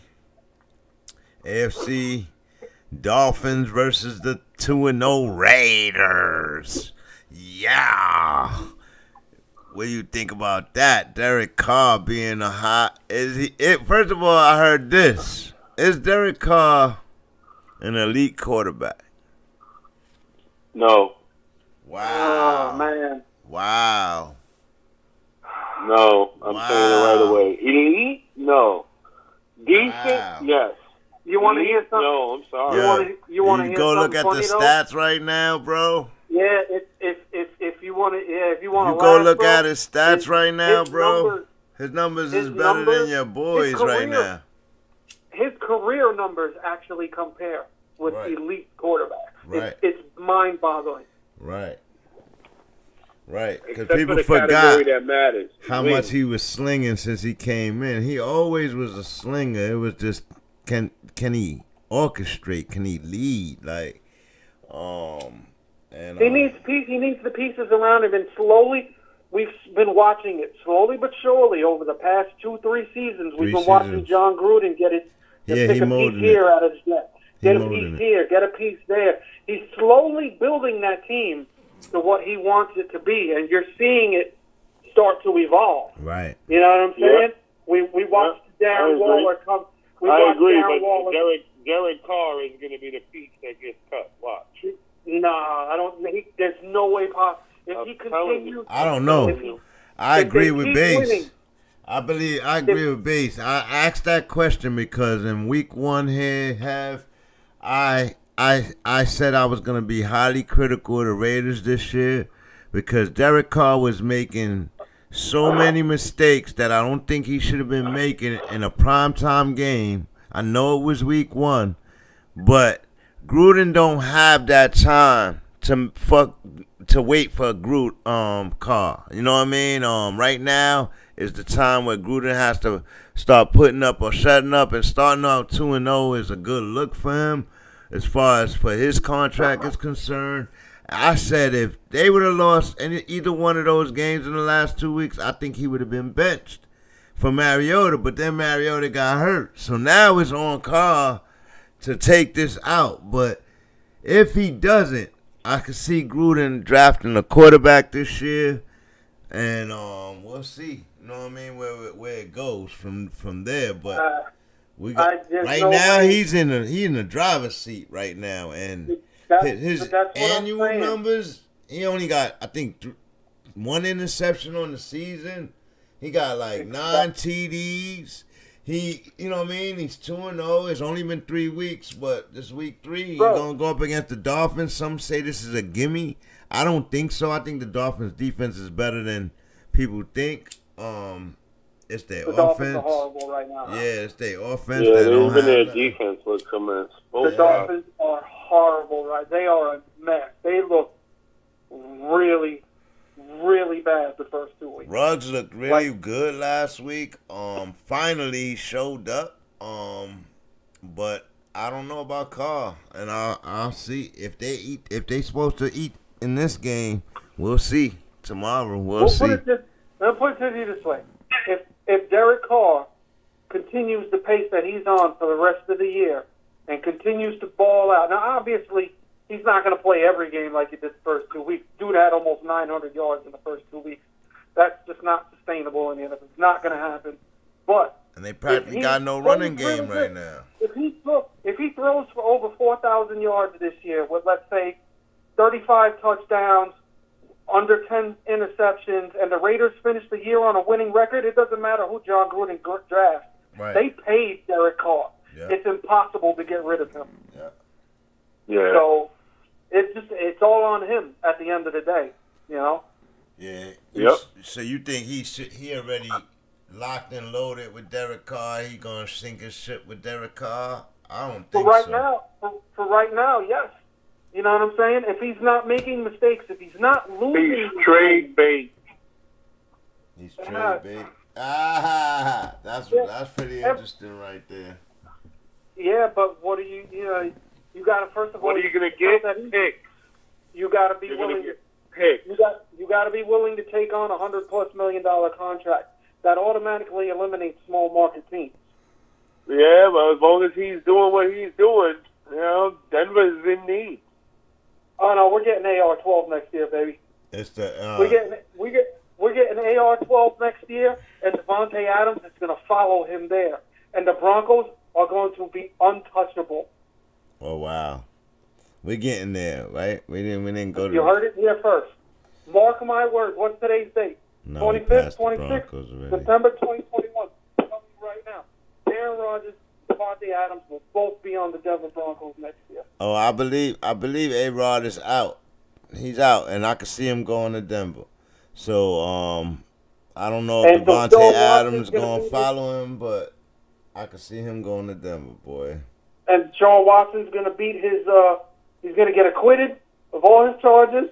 He's going to beat that shit, and he's going to be in Miami next year. And Tua Tagovailoa is going to be a career backup. Oh, wow. Wow, but all of that can happen. All of that could be coming so we'll stay tuned for that one, cuz Tua got that tag now. He's injury prone. He's fucking trash. Oh man. No lie. Bates can tell you this. I've been saying this since before he was even drafted. He is not an NFL quarterback. Oh wow. Because the way Justin Herbert and them came out looking compared to the way Tua is looking, even though granted he came out on an injury. Well, I could just see it, man. You could tell, man. When I watch a ton of college football, man. A ton. All different teams, man. And you know when you see a dude, no matter what position they play, right? You know when that dude's got it, man. You know if they can play on the next level. Like, I had that question about Mayfield, but Mayfield... I never got that feeling from Tua. I had questions about Baker, too. But he's been balling, so I can't... He balled. He a QB, man.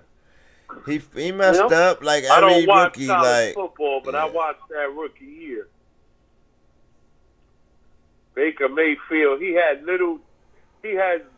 great quarterback qualities and characteristics. What I like about Baker, little things. He got nuance. Baker is more successful without a premier receiver.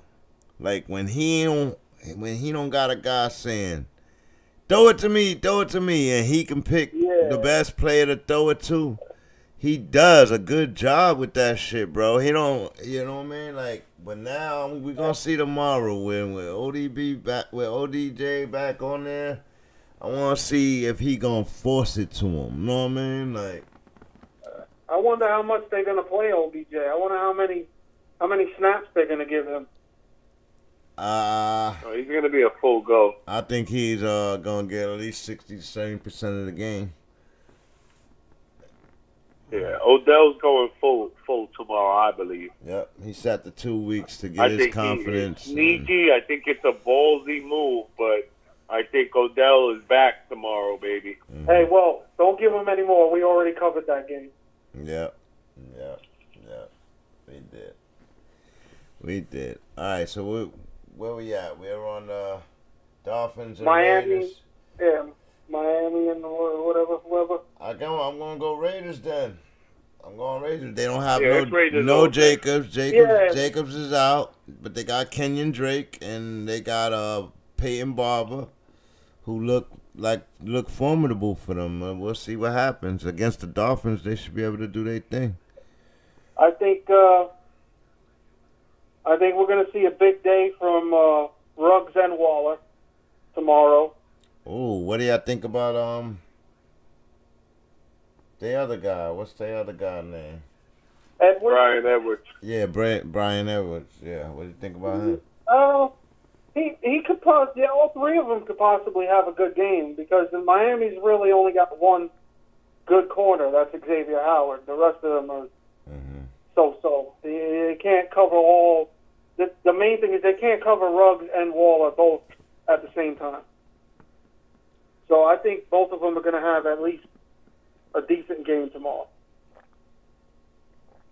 Ruggs looked dominant last week on the routes. Like, not just catching the ball. He was running the route crazy, getting behind the defense all the time. Waller is crazy, man. His skill set is very unique for the position that he plays. Oh, Waller. Man, that first week, how many times he threw the Waller base? 18 times? 19 times? 19 times. Bro, ridiculous. Like, I was so mad at him, bro. I was so mad that he kept doing that, like, because I'm like, I say, you either gonna get Waller killed, or the defense is gonna start intercepting you, bro. Like, they just waiting for you to go to Waller. They gonna watch him. They gonna game plan that. You know what I mean? So we'll see. I think tomorrow's a potential game for that, like where they think he could come out and bully on Miami. Do we like anybody on the Dolphins tomorrow? Gaskin. We didn't really cover them. Yeah. I would say Gaskin is a start. Flex play, and that's about it. No biscuits. No biscuits. No biscuits. We don't. I think Mike Gesicki is a sneaky pick because him and biscuits have a little connection. Wait, hold up. Yeah, wait. He got Jacoby Brissett, right? Hello? Oh, yeah, we lost him. We lost him, chat. We lost him. But, yeah, man, we got Jacoby Brissett tomorrow for Miami. Yeah, Gesicki is a good pick. That's a good call. Give that one a half. He called out Gesicki. Pull point PPR pick 2, Cooper, Boyd, Shepard, and Juju.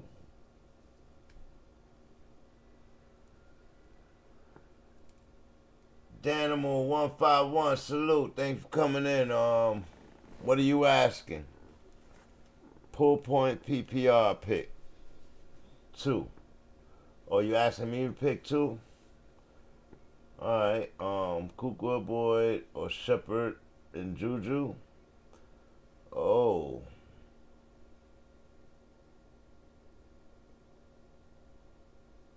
With Ben hurt, I'm not going Juju. I'm probably going to go Cooper and Boyd. Cooper got the Monday night game, and Tyler Boyd is coming in with what's the name being hurt. So that's probably what I would go. What's up, guys? Something happened. Yeah. I got to bring in the Moose. All right, bring Moose back. And then I got a Q&A for you from the chat.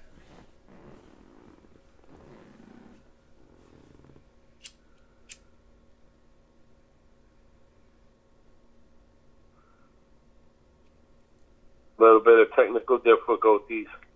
Somebody's battery ran out. Oh, it was your fault. Somebody's battery ran out. Y'all Love back? it. All Yep. right, so we got Danimal 151 in the chat. Salute. He says, pull point PPR. Pick 2. Cooper, Boyd, or Shepard and Juju. Cooper Boyd. Cooper, Boyd, easy.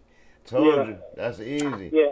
I said Cooper got the Monday night game, and Boyd got an injured receiver in front of him. He gonna be moved up to the 2. You know what I mean? Yeah. So He's still dangerous anyway. and he mad dangerous because of his speed. Like if he he's he flat look footed. healthy, so you know if he's cheap for you and you definitely pick them 2, Cooper, Boyd, all day. Yeah, I agree. Shepard gonna have a good game, but we don't know what Juju gonna have. You know. You know what? Now that I think about it, I'll be honest with you. I would consider swapping Boyd with Shepard. To be honest with you, I think the numbers support it. If you look at Shepard's target share over the first 2 weeks, and the numbers, I think he's averaging like 15, 16 points over the first 2 weeks. Yeah, salute. No you know, problem, he's definitely getting the number one. We here for y'all. Know what I mean? Come back. Yeah. Any Q&As you got? He said, thank you. That's what he was thinking too on the Cooper Boyd. You know what I mean? So that's what up. Salute. But yeah, yeah, man. Thanks for coming through tonight, guys. Don't forget to like, share, subscribe. This is BANGnACES live and direct with the FLA Champs League Fantasy Football. My man CJ and have the Moose in the bass in my voice. Okay. Here we go. Everybody agreed on the Raiders with that one, right? Yeah. Yes, lock. They are a lock. All right, yeah. So they gonna go 3-0, man. Look at that, man. They gonna. That's impressive already for John Gruden. He already bragging and smiling in week 4, like, you know what I mean? Like, wow. Think about this. This is interesting. Denver Broncos are also 2-0. If they both win next week, they're both 3-0. The AFC West have 2 teams ahead of the Kansas City Chiefs. Yeah, that's wild there. That would be crazy. That's Who would have thought that would right happen there. after week 3? Yeah, that's wild right there. All right. So, that's what we got going on there. So, we're moving right on to the next game, which my boy is just talking about. The New York Jets. It's a 4-5 game. The New York Jets 0-2 versus the Denver Broncos 2-0. Oh, my God. Oh, my God. Gangrene is food. Listen. Yeah, I think so, bro. My Broncos affiliation has nothing to do with this, okay? So don't think this is the Broncos defense is fire, bro. And Jets. The Wilson. The Jets might be the worst team in the league right now. I don't think they the worst, but they damn sure close. Who worse than us? Who worse than us? Oh, you the only other team right. you could say is Jacksonville. Yeah, there you go. Jacksonville. You know, they're both starting. But we got to get a W to even say that. Right now, we 0-2 just like them. Oh, man. Exactly. Oh, and man. I'd still take Jacksonville's offense over this. Oh, man. So you ain't got no faith in Wilson, huh? No, I didn't say that. I didn't say wow. that. Rookie had a bad game. You know what I'm saying? He got drafted to the big city, big lights, and got thrown to the wolves right away. We do. You know. There's one thing I said in my first broadcast this year. I said the Jets seem to draft these quarterbacks and rely on their talent over, and they just throw them right into the fire. Like, they throw them into the fire. They don't give them a line. They don't give them receivers. They don't give them, you know what I mean? Like, look at Donald right now. Like, Donald is, with the receivers, he's passing the ball. Like, he didn't look like that for the Jets because we didn't have that. Like, you know what I mean? So he came back with a fucking team and whooped on us even. First game of the season, like, Toma, like, you know what I mean? So, listen, the Jets are hurting right now, man. They're not getting it done on either side of the ball. Let's just be honest. You know, so Moore is getting most of the target share. Denver at home against that Jets team, I'd have to say they're a lock this week as well. Oh man. Then you got Teddy Bridgewater looking amazing wherever he goes. I love me some just Teddy quietly, right just moving up the. Is he an elite quarterback? He wins everywhere he goes.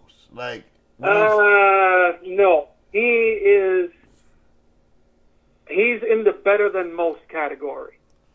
You know what I'm saying? I hate the term game manager because it gets used so much. I really do.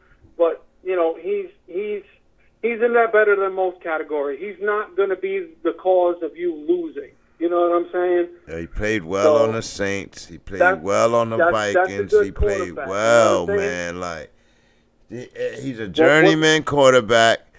Everybody is giving him up. The Broncos need a quarterback. Is this y'all quarterback? Or y'all just using him? Nah, he's a bridge, bro. He's just a bridge. He's a bridge to AR-12. Oh, man. He's a bridge to AR-12, bro. The Broncos are known for doing it, bro. For Bridgewater. We did it with Peyton. You know what I'm saying? We go and get the good guys when they don't want to be where they're at no more. Oh man! We got John Elway, Hall of Fame quarterback. He'll be your best friend. A-Rod to the Broncos. You heard it here first, man. On BANGnACES live and direct, man. We gonna be predicting that. A-Rod to the Broncos next year. It's happening. Wow, Teddy Bridgewater. Who's your running back over there? You got Melvin Gordon, right? Yeah, Melvin Gordon's been surprisingly okay. I mean, who's the backup? He really only Javonte Williams, the rookie, who's expected to take over that spot. That's right. Eventually, at some point. They saying week 3 gonna be the coming out party for him against the Jets. It very well might be. If that game turns into a blowout, you'll see a lot of him. So, okay, it all depends. Melvin Gordon better watch out. Who y'all receivers going on over there? What y'all got going on over there? You got Sutton. You got Judy got hurt. Beast, he been a beast. Yeah. Startem is one of the more underrated wide receivers in the league, man. That dude does not get talked about enough because when he's on the field 100%, he's balling. When he's healthy, He can ball, man. And we go to him on third down, he catch the ball. He go to him on first down, he catch the ball. Like, he's really efficient. That's why I said Teddy Bridgewater got a team over there. They got yeah, man. Tim Patrick, Jerry Jeudy, KJ Hamler. Let me ask you something. They win. They go to the Super Bowl. They win the Super Bowl. A-Rod still comes there. Yes. Wow. They are some mercenaries. The Denver Broncos are some mercenaries. No, bro. It's not even like that. You know what I'm saying? You can't even look at it like that. The NFL is a business at the end of the day. You know what I'm saying? A lot of people hated that the Broncos were bringing in. Believe it or not, there's a lot of crazy ass people out there that were really, really, really, truly mad that the Broncos got rid of Tim Tebow and brought in Peyton Manning. That is some true shit. You know, so, but I think they were more mad at the league. You could kind of see the box out. At the end of the day, bro, as good as Teddy Bridgewater is, he is nowhere near an AR-12, bro. No way. Yeah. I don't know. We do to see because AR looked bad last week. That first game. Yeah, no, Green Bay has not looked impressive so far. But even last week in the W, I didn't see him extend the field. He was playing real safe. He was playing real management, like, and they just dominated playing like that. But I ain't seen him throw down the field. You know what I mean? So they're a little banged up on offense. Bakhtiari is hurt. That's his number one. That's Aaron Rodgers' blind side. That's his dude. So, you know, the offensive line, they're missing, I think, one or two guys. Yeah, and then Aaron Jones but, just you know, running all over them. They were the number one offense in the league, I think, the past 2 years, I believe. So there's no way they don't wake up at some point. Okay. It's still early. You know, like that's how I look at Buffalo's offense, too. You know, they haven't been really impressive, but at some point they're going to start going nuts. They just got too much firepower for it not to happen. Then he made them go get Randall Cobb, but Randall Cobb don't look better than those guys out there. No, he'll get in there too, man. Devontae Adams starts balling out, and if Tanyan keeps producing like he's producing, he's going to get a lot the more only attention. Consistent player, like, you know what I mean? So I was like, Devontae damn. Is too. Devontae Devontae Adams is still, you know, he's wide receiver one material. He grinding. But you know, he's a lock play, too. You don't ever take him out of your lineup, so. You know, they'll get it going eventually. Yeah. So Aaron Jones still dangerous as ever. You know, they'll get it going. Yeah. What do you think? Corey Davis, start or sit? You got to start Corey Davis. He's the number one target share. If you've got him and you don't have anybody better, I don't think he is. I think Moore is the number one target share on the team. That's why I was surprised. Don't start none of your Jets. No, bro. Yeah, they're still gonna. It doesn't. Just because the they Broncos production, are man, dominate this game completely. I think so. Completely, bro. It's aggravating. I'm a Jets fan. Yeah. Well, hey, listen. You guys are still going to produce even in games where they get destroyed. It's about production. That's where, you know, man. Even if they lose, they only scored 3 points. They still, a running back still was running. Receivers were still catching. Like, you just got to pick those guys. That's why fantasy is so good. The Jets are going to get shut out tomorrow. Oh God.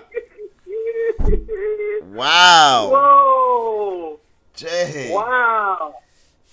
You gonna do Wilson dirty like that? Have you been watching it? Wow. You gonna do him dirty like that? I ain't mad at you. I ain't gonna lie. I hope it happens because I have the Broncos as my defense in most of my fantasy teams now. Wow. So I would not be mad about that. Teddy Bridgewater continues his magnificent, just under the radar QB who just grinds, plays regardless who's in the personnel. He just runs the same plays. A career journeyman. He is a gentleman and a scholar. I swear to God, bro. All right. Starter sit Teddy Bridgewater. Start him. The way he's playing right now, if you got him, start him. Gordon. And the matchup supports it. Gordon. Who? Melvin Gordon. Melvin Gordon, you got to start him too. You gonna start the rookie as well? Yeah. I'd be as a flex guy. Flex, yeah, he gets flex consideration from me. Consideration. Okay. I don't say he's definite flex. What about all right, you already know Sutton's a start. What about they tight end? Sleeper. Which one? Oh, Fant's a start. Fant is a start. Pretty much most of their key offensive weapons are a lock to start just because of the matchup supports it. Damn. Just simply because of who they're playing. What about the Jets? Coleman. Huh? Coleman from the Jets. No, I avoid the Jets' backfield like the plague. Oh, God. They are ruthless. I tell you, we're over here in BANGnACES, we give it to you. Ruthless, live and direct, sport commentary. Tell it like it is. Like, share, subscribe, shout out. Hashtag BANGUSA in chat. Yo. Oh, man. Y'all is wild. We're not starting nobody on the other side of the ball. We're not starting any Jets, literally. No, I would play Corey Davis. Really? Not me.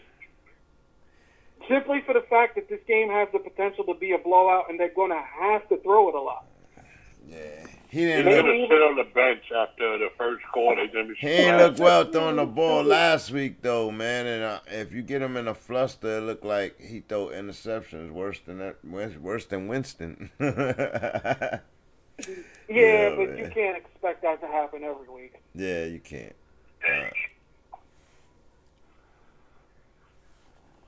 All right, moving right along to the next game. I suppose everybody got the Broncos there. They're the 10-point favorites. You think they cover that spread? 10 points?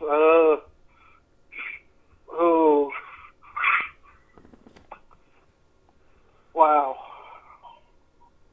I'm going to say no. Wow, you don't think Teddy Bridgewater could do it? You think Jet defense a start? Well, no, I'm just expecting them to play at least a little bit better than they did last week. Okay. We already know Base's answer. He already said they were getting shut out. So according to him, they're definitely covering that spread. All right, so moving to the next game.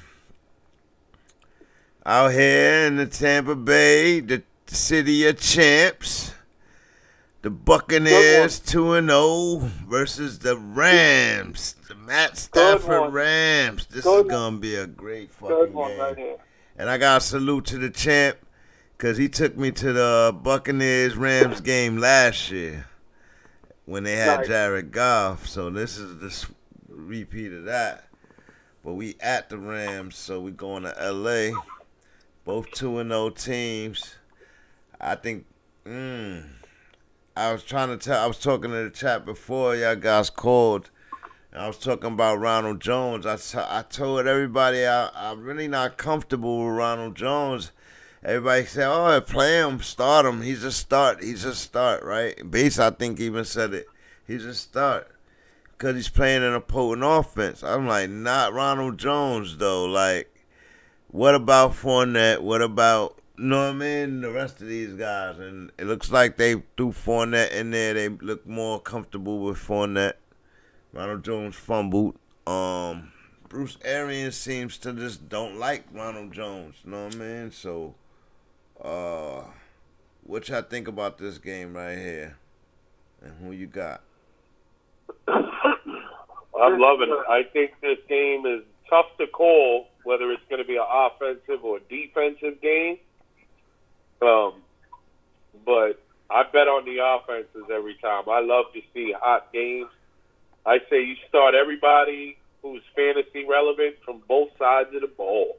Tom Brady looks amazing this year, bro. Already. So I think he's gonna put up points.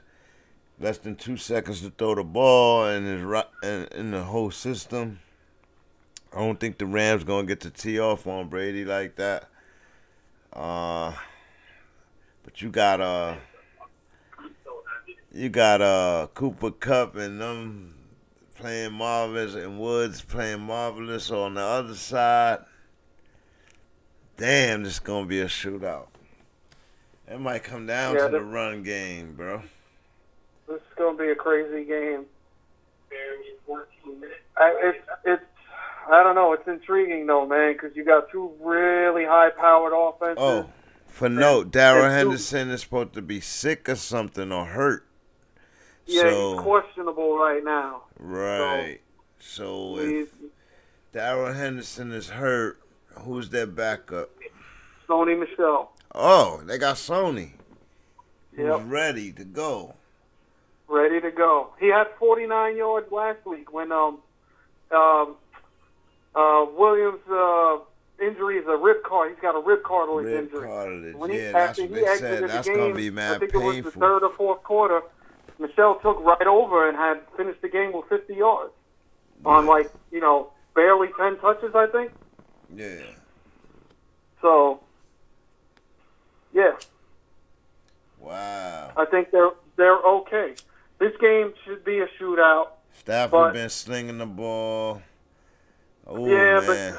But the thing is, though, the defenses is the part that's it's two really good defenses. You can't just overlook that because of the offenses. Yeah, you can't, man. This could be one of those scary trap games where you think it's going to be a shootout and there's going to be a fuck Tampa ton got of points one of the ill-ass fronts coming at you, bro.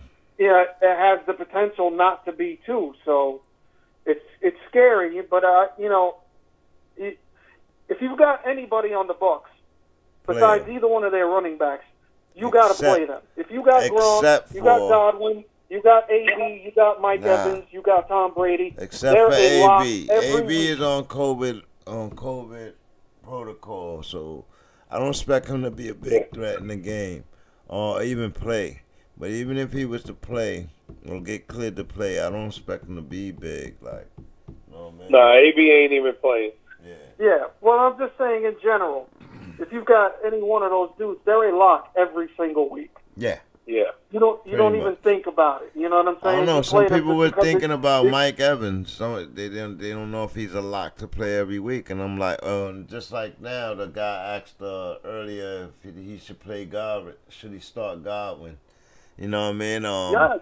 You got to play those guys, man. You got to put them in. Yeah, you got to.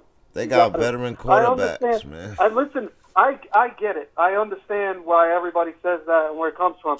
Godwin's a perfect example. I have him on one of my teams. Yeah. Week 1, he had 12 targets, 100 yards with 2 touchdowns, and then week 2, he only had 5 targets with 4 catches. Right. So, I get there's a lot of mouths to feed in that offense. Right. But if you've got a piece of it, you have to play it. It's like the Chiefs' offense. If you've got anyone in their offense, they're almost a lock every week. Right. That's just how it is, because any one of those guys can win you that week single-handedly because of the system, the way their offense is so high-powered. And the Rams are starting to trend in that direction as well. The Matt Stafford project looks like it's going really well over there. Yeah, man. Like I said earlier, they got the quarterback that trade worked out for both those guys. They look really good on their teams, but Stafford looks like he needed this. He needed some receivers to throw to. He looks real vicious over there. I just think, but they got Sony Michel, man. I don't know, man, but I'm going to go Bucks. I'm going to go Bucks here and start everybody on them. And you could start the Bucks D. As far as the Rams is concerned, start them all. I think I gotta go. I gotta give the Bucks the edge in this game too. Yeah, veteran, that savvy vet over there, Tom Brady. He gonna do something. He gonna make the defense do something. Yo, you wanna hear I just heard a ridiculous, I mean absolutely insane Tom Brady stat the other day. It is retarded. Yo, this dude, he needs, I think it's 13 or 14 more touchdown passes, right? Which he's probably gonna pass in like the next, just to be generous, 6 to 7 weeks. Just to be generous. That's a guarantee to happen, right? Absolutely, yeah. Once he passes that mark, he will have thrown more touchdown passes in his 40s than he did in his 20s. Oh, that's crazy. That's gangster. That is fucking insane, bro. Yeah, Tom Brady gangster. is unreal, bro. He's not human. He should not be able to do football. You're talking football-wise. There's no way he should be able to be doing what he's doing at the level he's doing it at his age. It just shouldn't be happening. That's how well conditioned he is. How good, how good he took care of changing the mindset of the game. Or he got these guys thinking they could play later, and you see it like Ben Roethlisberger. Like, you know what I mean? I think this might be his last jump off right now.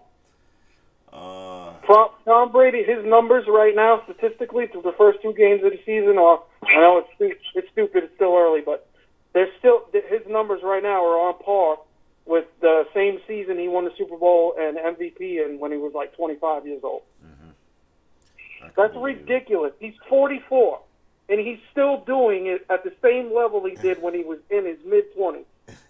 That's crazy. Insane. Wow, guys, it's been 2.5 hours, and we got a couple of more games. Let's push through. So you starting and sitting everybody there. Cooper Kupp looks amazing. I think he's the #1 wide receiver in fantasy right now. Yeah, you start everybody from both teams. Yeah, pretty much. All right, moving right along. Man, Bucks. Seahawks, Vikings. 425 games. Seahawks 1-1. It was a rough loss they had. They could have easily been 2-0. And then you got the Vikings, 0-2 Vikings. Ooh, with who's they back over there? Cook looking like he got injured last week, but he came back in. Looking a little suspect over there, Cousins. What you think about them, man? Think they could pull this out and beat the Seahawks? I don't know. I don't think they could do that. Yeah, their offense is, I don't know, it's a little weird. It's kind of hard to figure out what's going on over there right now. They're barely using Justin Jefferson at all. It's crazy. I don't know, and their defense is not very good at all. Oh wow, that means Russell Wilson gonna eat them up. Yeah, Seattle's definitely my pick for that game. Russell Wilson gonna eat them up because I know you never he know. didn't You know want what to I'm lose saying? last week. You can't totally sleep on the Vikings because of the weapons they have, but I don't know. Their offenses just look really weird so far. Yeah, man. Adam Thielen looking good. With Cousins always, that's where he leans on to get his TDs, and I think that he needs to incorporate Jefferson right away.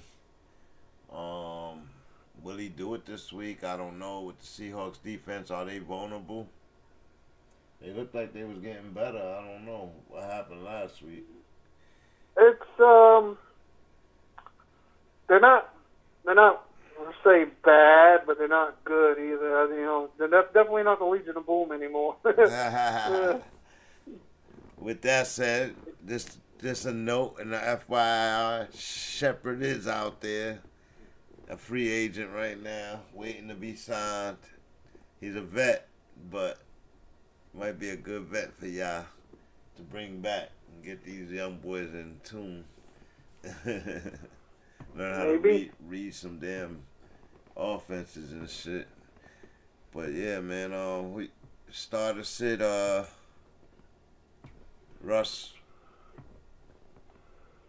Russell Wilson's a lot. He's talking. Start all your Seahawks. Start them all.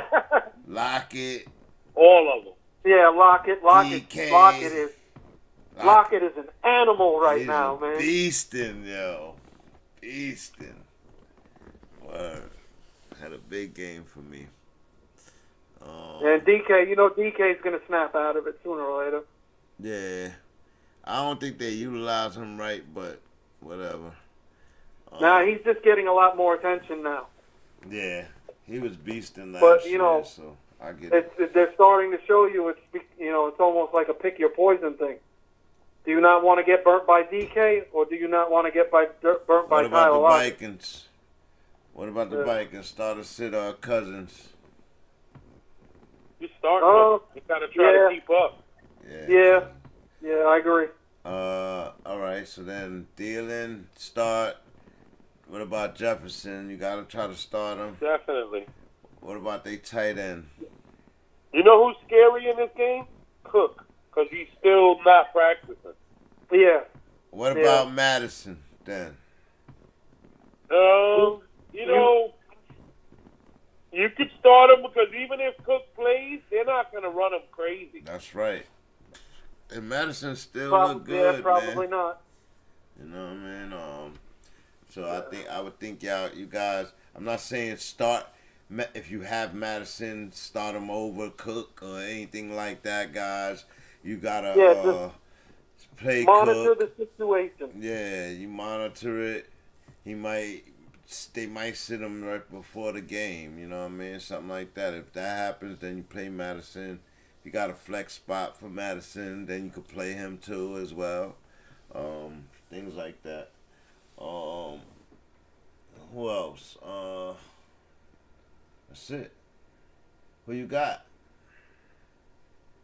Seattle. Yeah, I'm going Seattle too. Damn, that would mean the Vikings going 0-3. Ooh. In a tough NFC division. Ouch. We'll talk about that later. Oh my God. Then we go to my primetime live game that our BANGnACES will be on to broadcast the play-by-play. The Packers versus the 49ers. A-Rod, number 12. We was talking about him earlier.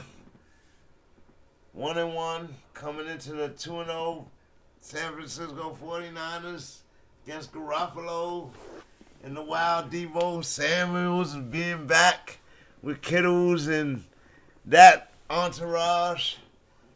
What y'all guys think about this game right here? This is going to be a big game.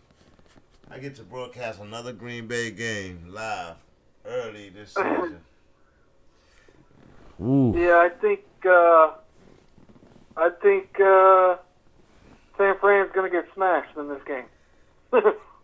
Be honest with you. Rumor has it Aaron Rodgers wanted to go to San Francisco and dethrone Garoppolo, and they just wasn't having it.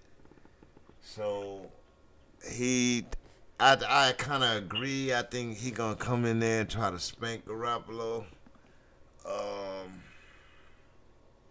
With the San Francisco 49ers running backs all getting hurt. I don't know what they can do on their running game. It's gonna come down to Deebo, who plays really big in these type games. And him looking healthy. This could get interesting, y'all.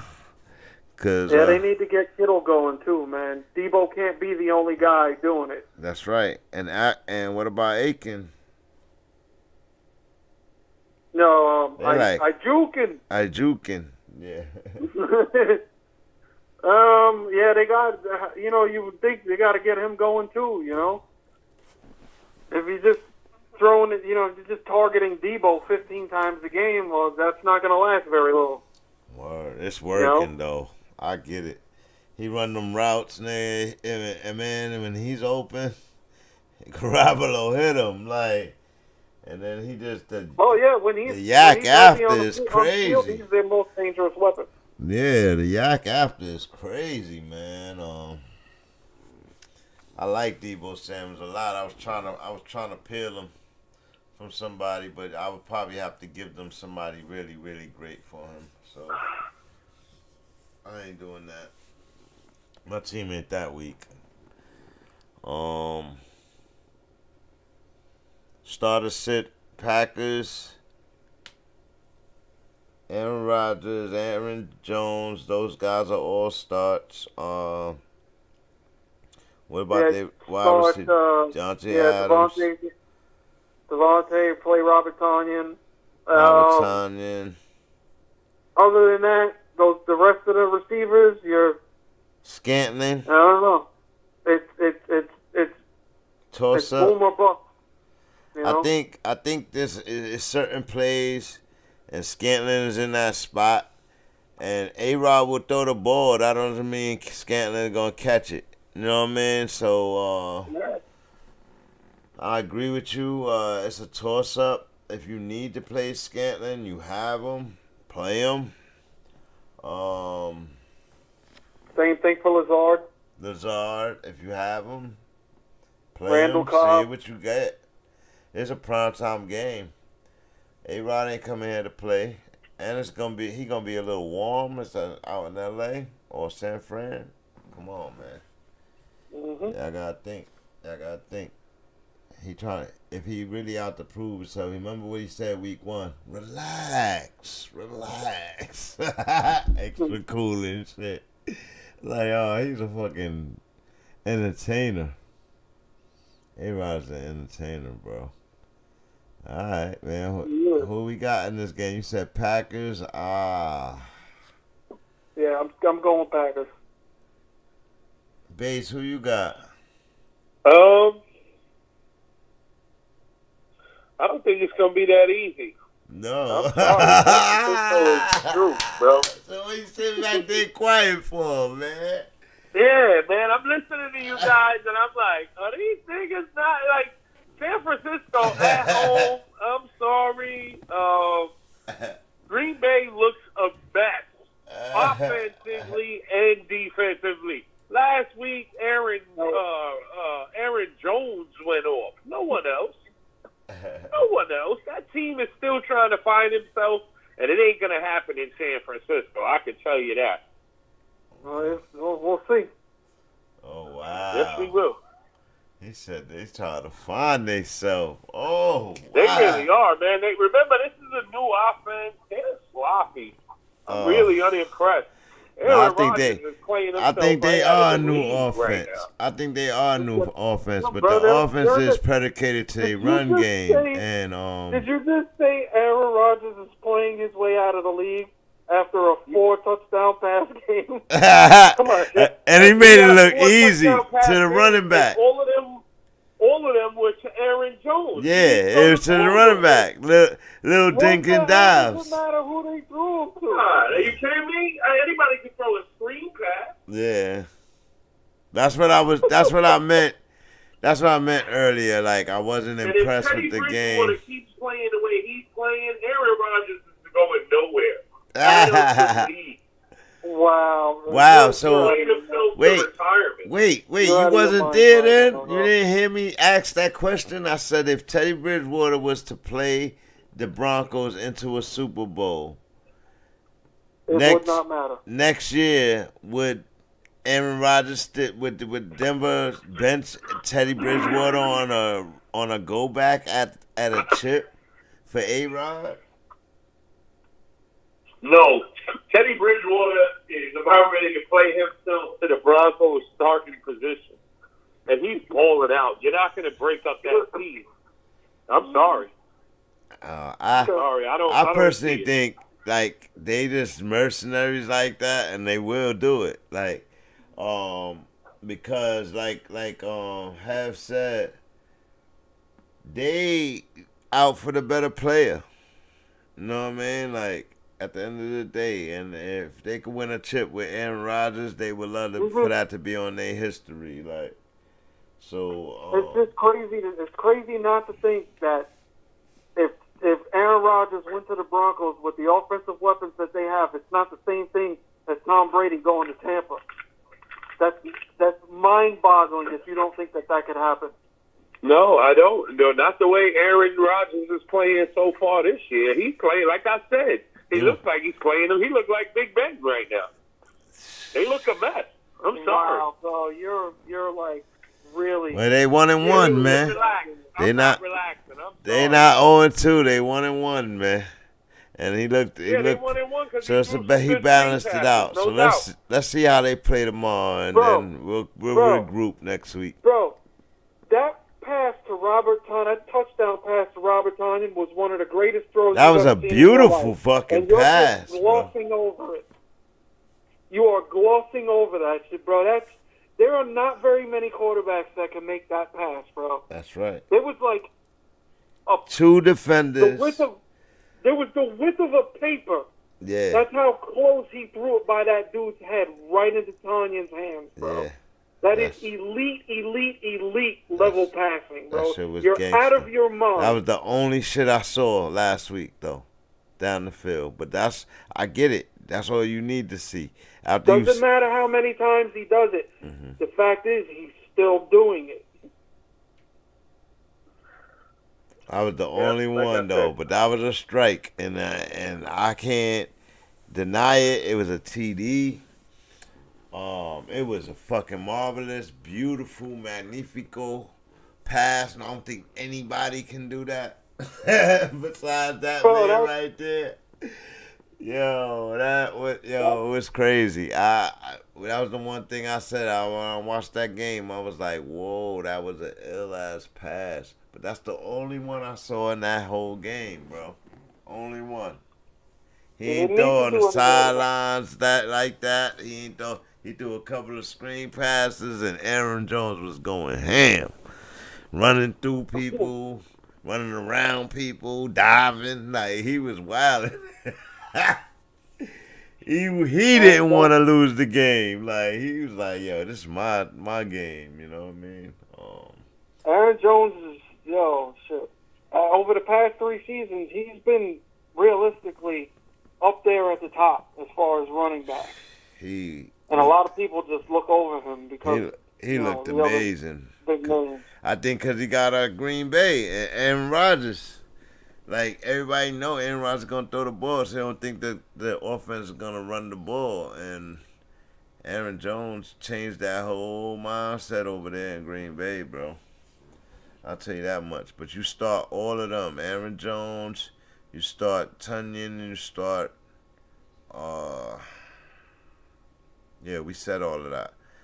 I don't think about it. I don't think we started or said it... What's the other thing? Were they playing? No, we got San Fran. Yeah. We're going to start or sit on San Fran. Yeah, start or sit. Garoppolo. Trey Sermon is what? A start. He's a start. He's the only running back left. Oh God. That's why you starting him. Oh, you gotta start Trey Sermon. I ain't starting him, bro. He's out of protocol. I'm not starting. I think he's out of the protocol. That's a good question. Definitely check that. I'm not starting him, bro. Sorry. I don't know, man. I be you leery start about Debo. You start. 1 week after. What about Aiken? Ayukin.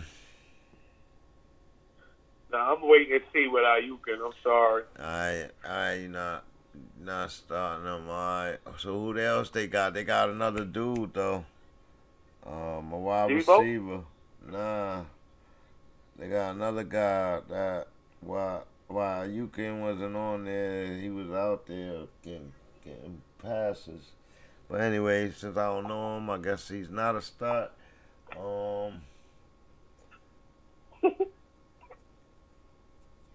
The running back for Pack. Oh yeah, you got all of that. All right, so we good. What about Kittle? Yeah, what are you doing with Kittle? Do you start him? I'll start him. He haven't had a couple of good weeks, but Kittle get his targets.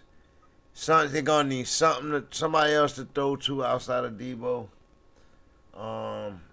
Trey Sermon is not a bad running back, but, you know, we got to see how good he could be.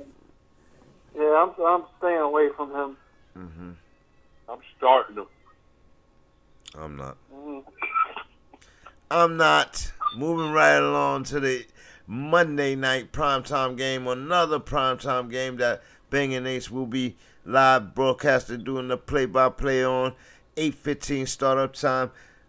The 1-1 Eagles take on a 1-1 Cowboys divisional conference game. What do we think is going to go down here, fellas? It's tough to call, man. Them AFC East matchups, man. Prescott. Crazy games. Yeah, versus Jalen Hurt. What do y'all think about Jalen Hurt? Let's start there.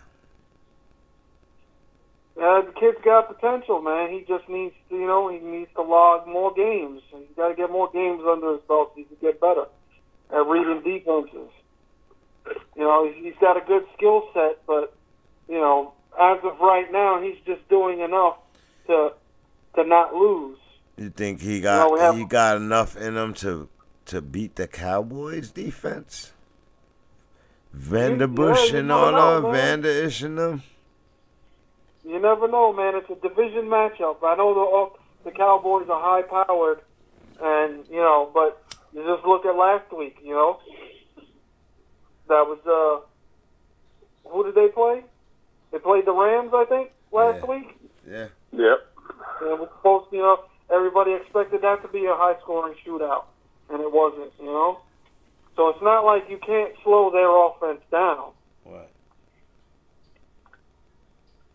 True. The Cowboys' defense ain't stopping nobody. I mean, they're a mess. Yeah. You know what I mean? So I think the Eagles are going to score. I think this is going to be a barn burner and a great Monday night game, to be honest, just offensively. Both team defenses are suspect right now. And, I hope the Cowboys don't do this I want to run a balanced game bullshit, because I need Prescott to do what he does, and that's score fantasy. Nah, that's dead, man. That's dead. That's dead. What Tony Pollard has done. I'm being a little selfish. I don't got Pollard and I don't got Elliott, but I got Prescott and I got CeeDee Lamb, and I want to see them go. They're going to incorporate Tony Pollard. This is going to be a run game until the Eagles. No, not against the Eagles. No. Until the Eagles get to prove that they can stop those guys. And with Tony Pollard playing the way he's playing, Ezekiel Elliott his competition bug is going to stand up, and I expect them to run all over the Eagles. Prescott will throw the ball. Cooper throw for a couple of touchdowns. Cooper get one. What's the other boy? Lamb gonna get another one. It's gonna be a high-scoring game though, because Sanders and who's the other running back over there? They got two running backs. They pretty good, and then the other dude, I'm waiting for the Eagles to incorporate some. On what team? The Eagles. You got Rager. You got running back. Smith. Yeah, Rager. Kenneth Gainwell. Yes, Gainwell. Gainwell, yeah. Gainwell is good, man. I like Kenneth Gainwell. So, do I like him this week? I mean, yeah, I like all these guys. Especially, I like Gainwell a lot because Sanders was hurt all week. Was he hurt? Yeah, he been practicing. If he was hurt, he been practicing light contact, red jersey bullshit. Yeah. So I'm liking Gainwell a lot. And Boston Scott is questionable too. Yeah, Boston Scott is a mess. Let's be real with the dude. I can't believe he's still making teams.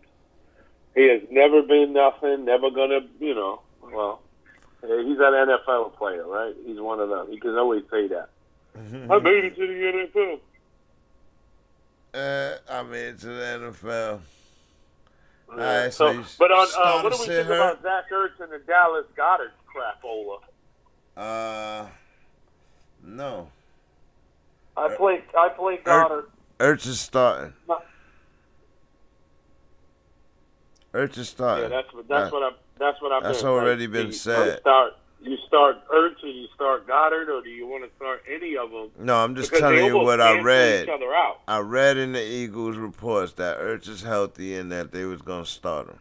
They planning to start him. Uh-oh. So now That's that would it. mean Golden's Goddard Church done is lost gonna go his down. job. But he the red zone target. So I don't, it depends on who Hurt is really more comfortable with. I would think so. That's why I don't like neither one of them, because you can't trust either one of them. And Goddard was so damn expensive this year. Oh man, he's a bucket. To be a bum. Man.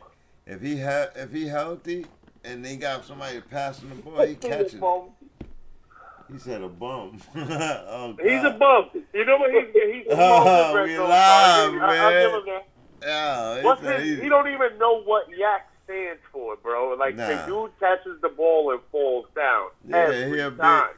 He has no yak. Oh, man, you almost made me say something crazy. I'm telling you, bro, the dude catches the ball and falls down. He's not athletic at all, bro. He's annoying. He hurts fantasy value. Who we got in this Cowboy-Eagles game, man? I'm going with the Cowboys. Let's go. Dak Prescott all day. Oh, man. I don't know. Yeah, I don't have no good reasons to go for the Eagles, bro. Tell you the truth, exactly. I try. I like Hurt. You know what I mean? But Monday night game, Dak Prescott. Oh man, he got more to prove than Hurt. Like Dak Prescott is playing for his future. Well, he coming off an injury too. He like, oh no, I owe this to them. I think the Cowboys gonna come out victorious here. Dak Prescott been balling out all season. He should be 2-0, but he's 1-1. I think they're gonna beat the Eagles and go and take control of the conference. Tony Pollard touchdown. I believe I see a touchdown for him. Ezekiel Elliott touchdown. That's 4 touchdowns already called out for Dallas. I don't think the Eagles gonna produce like that. Yeah, I think Smith might get one. I think Rager might catch a long gonna get one. Right. He's pretty good. Goddard could get one. Oh, man, Sanders could get one. Gainwell could get one. And, I think it's gonna be that kind of game. I don't think Sanders gonna get one. Let's just be honest. The state of the Cowboys' defense is there's a lot of touchdowns to be had. That's right. That's right. Them Cowboys ain't got no D. Oh, wow. I mean, it's bad, bro. It's real bad. All that money they spent on defense, and it don't look like it. It really don't. It don't look like $1 was spent on that defense. It's 2 games already where it's like, really? Yeah, well, it's going to take some time to gel and figure out the right pieces. Yeah. It's early. That's, I keep preaching that. It's week 2. This is week 3 coming up. Here we go. We'll see. Come week 5, we know who everybody is. Your identity is laid. So, right now the Jets are the worst in the NFL, but it's week 2. Atlanta is right there, sucking wind right behind them, in my opinion. Yeah. We was on that earlier. We was on that, Matty Ice, he might be gone. Yeah, bro. It's just, in general, the league is really shocking right now. Some of these teams are like, wow. You know what I mean? Okay, I got, for the wrap-up, I just want to run through a couple of names. Y'all just tell me if it's start or sit. Tony Pollard. Start. J.D. McKissick. Start him. James White. Start him. Leonard Fournette. start for me. I'd probably sit Fournette, yeah. Oh, I'm probably going to... Oh, wow. That's 2 for sit, so I would say sit, chat. Saquon Barkley, start. Yeah, hell yeah. Christian I think McCaffrey Saquon was is a going to light start, it up. but he got injured. David Johnson. Who? David Johnson. David Johnson. Sit. Sit. Mark Ingram. Sit. Yeah. Philip Lindsay. Trash. Start. Ooh, wow. Trash. Sit. Chuba Hubbard. Hubbard. I think you got to start him, man. He's gonna get RB1 volume. Yeah, So, we didn't go over young Chuba over there. We didn't hear his name during the whole broadcast. I was trying to be real quiet about Chuba, man. Y'all niggas stop talking about my guy, man. Stop trying to be slick. Here we go. Stop talking about my guy, man. Devin Singletary. He's a Start star. him. Zach Moss. Start them, both of them. Kareem Hunt. Start. David Montgomery. Definitely. Tyson Williams. Start. Latavius Murray. Yeah, you know what? I'm starting him. You gonna start? He's gonna get a touchdown. The cocksucker's gonna freaking vote when a Tyson touchdown. DeAndre Swift. Start. Jamal Williams. What are we gonna do? I'm sorry. I'm jumping in before you keep going down the line. What are we gonna do about Dalvin Cook? Even if he starts, do you want to play a bum leg Dalvin Cook? Asking for a friend. I'm not playing Dalvin this week. If he's playing, if he's starting, I'm playing him. Oh wow. Period. If he's healthy enough to start, you play Dalvin. Yeah, if he says, I'm playing, you think he's still gonna get 20 carries though? It depends on game flow. Okay. Yeah.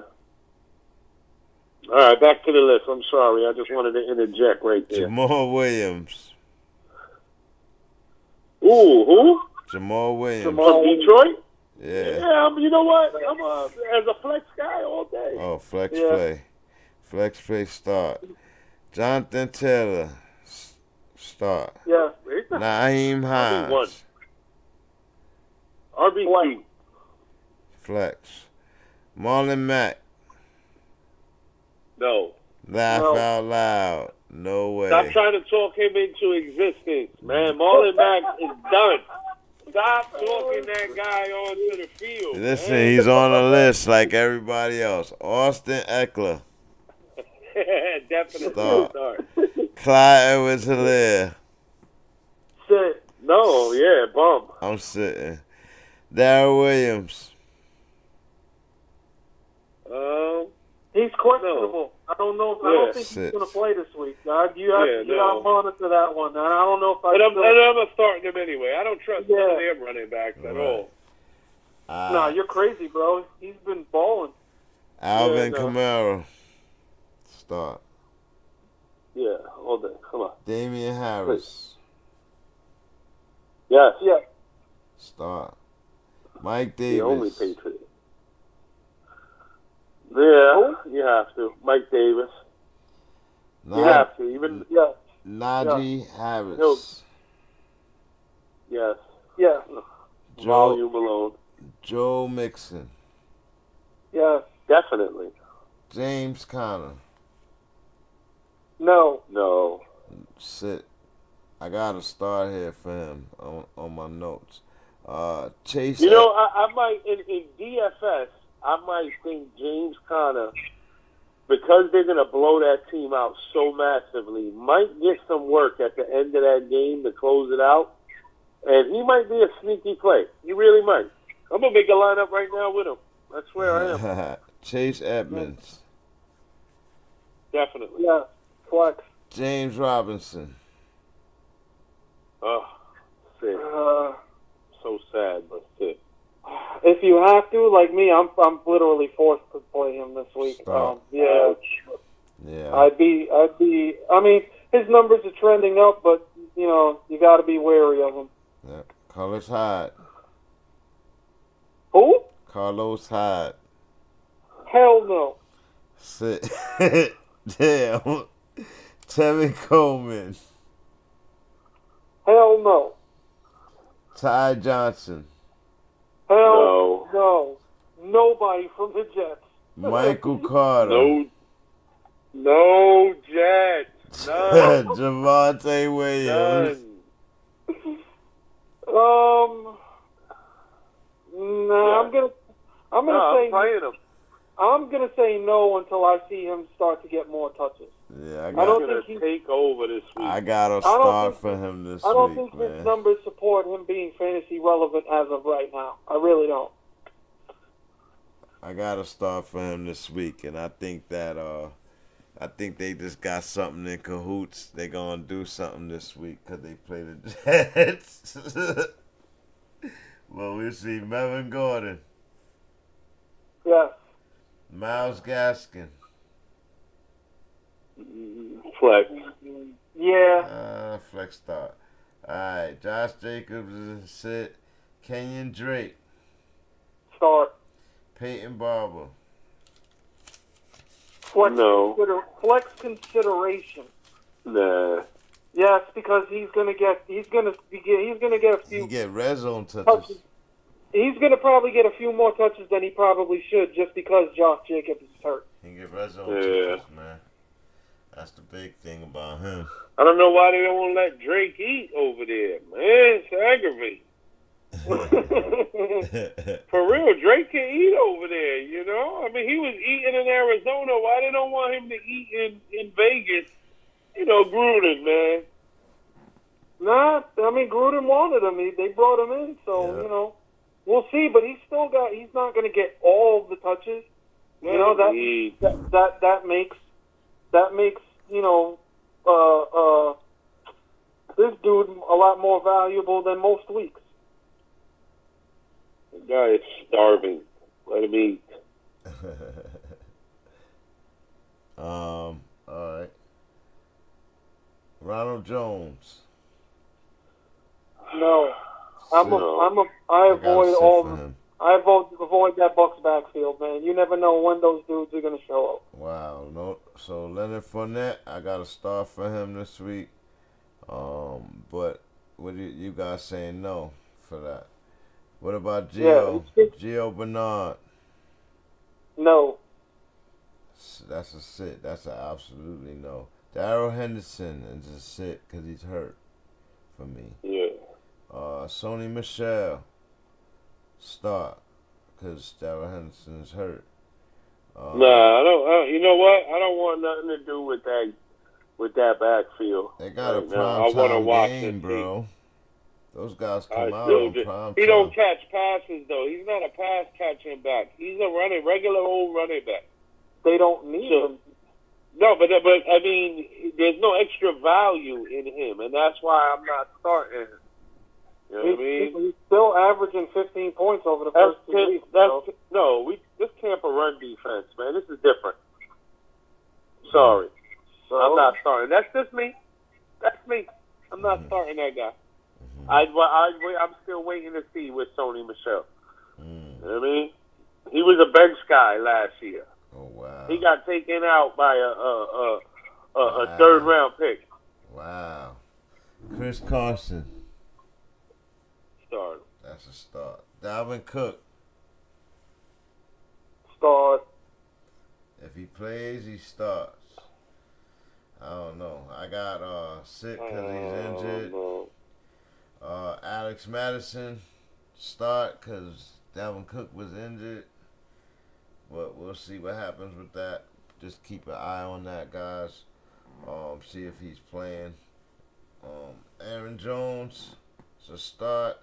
Trey Sermon, it's a start. Sit. Eli Mitchell. No, he's still hurt. He's still hurt. I wasn't sure. Jermichael Hasty is a sit because he's hurt.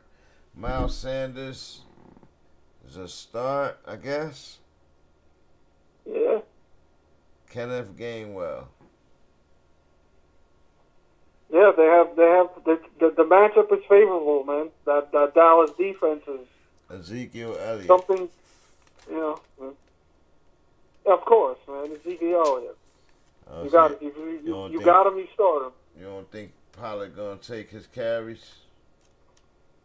He's already started to take some of them, but he's still Ezekiel Elliott at the end of the day. Yeah, I agree. If you have him on your team, that means you spent at minimum a second-round pick on him. He's a start every week.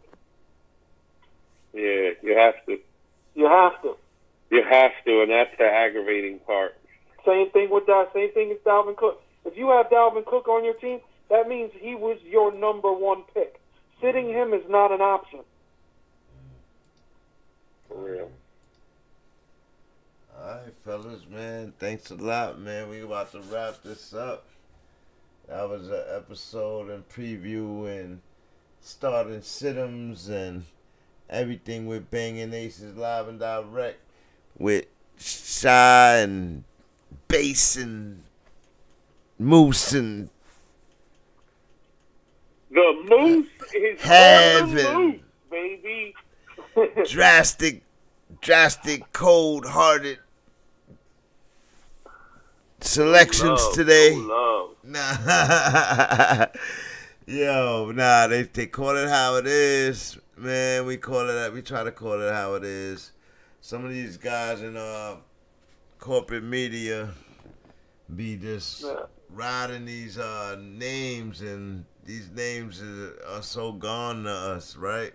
And the new guys just moving so under the gun and all that. Like Pittman tomorrow is a sleeper for me.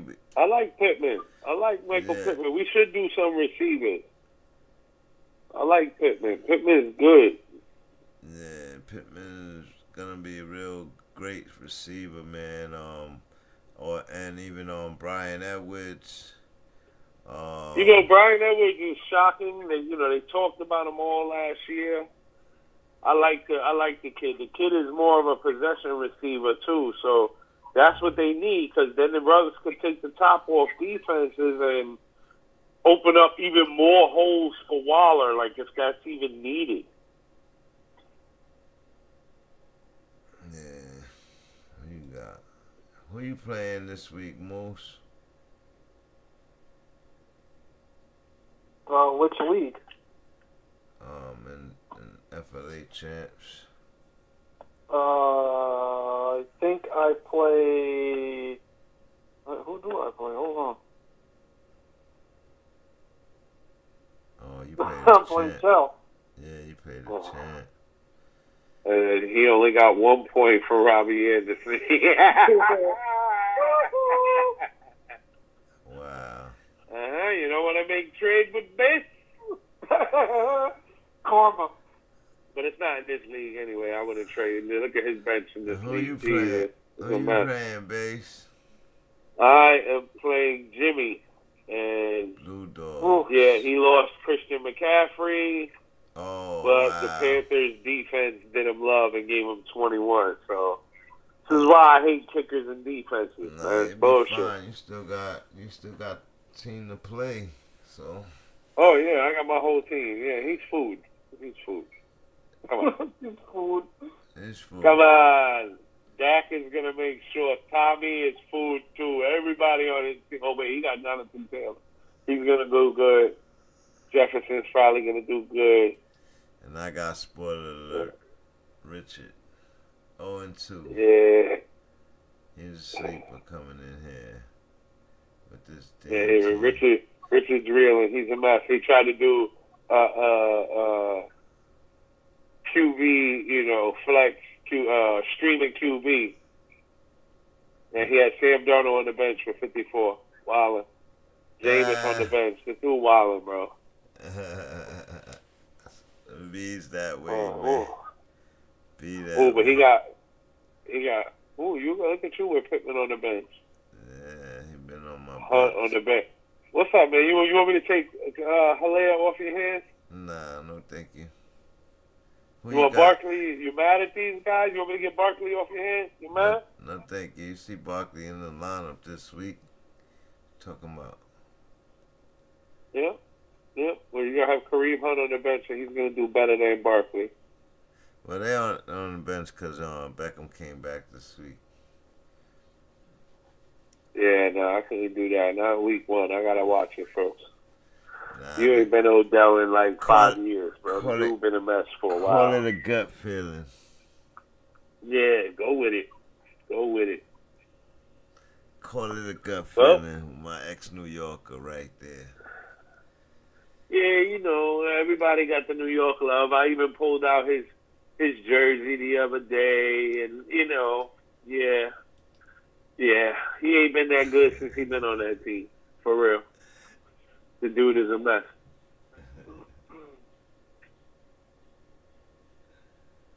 Alright, well, it's been real, boys. It's been real. Thanks.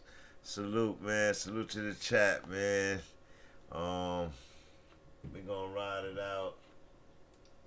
Wait, I gotta get to the screen. We're gonna ride it out from here, guys.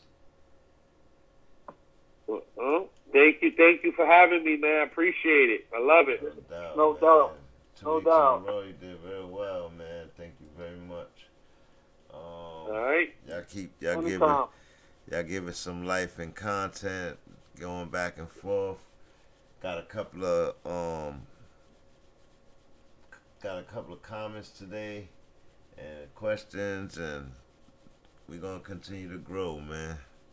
Don't forget to man, it's awesome, man. Love it. Don't forget to go to BANGnACES Live and Direct and give it a like and a share. And y'all niggas have a good night, man. Good night, y'all. Salute, everybody.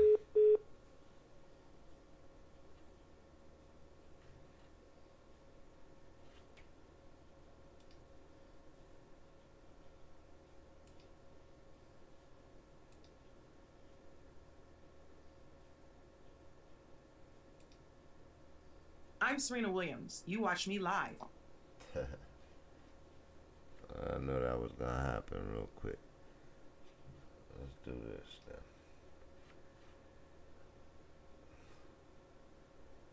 Let's take that down.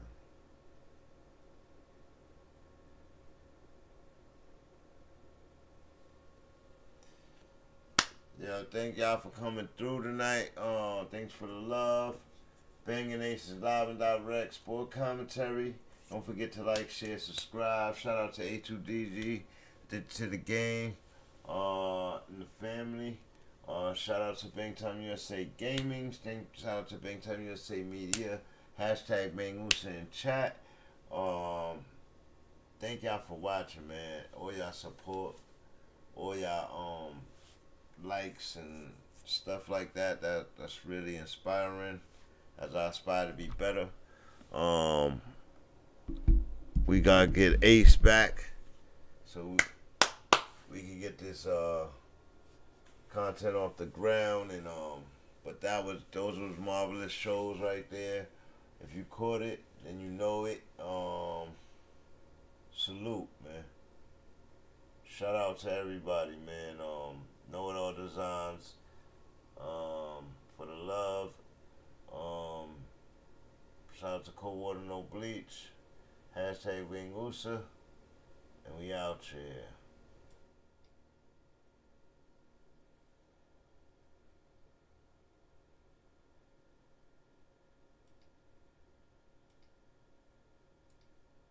Grass low, poison all the snakes. Stash the cash flow and let it roll till it breaks. Life only determined by success. And since I'm born blessed, ain't no doubt me and the team next. We coming live and direct for the cash and respect. From the bottom of the barrel like a terrorist threat.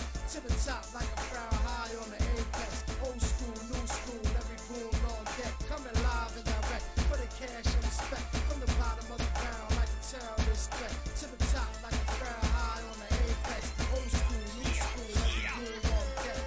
Never lose love like sleep. I'll be stretched out.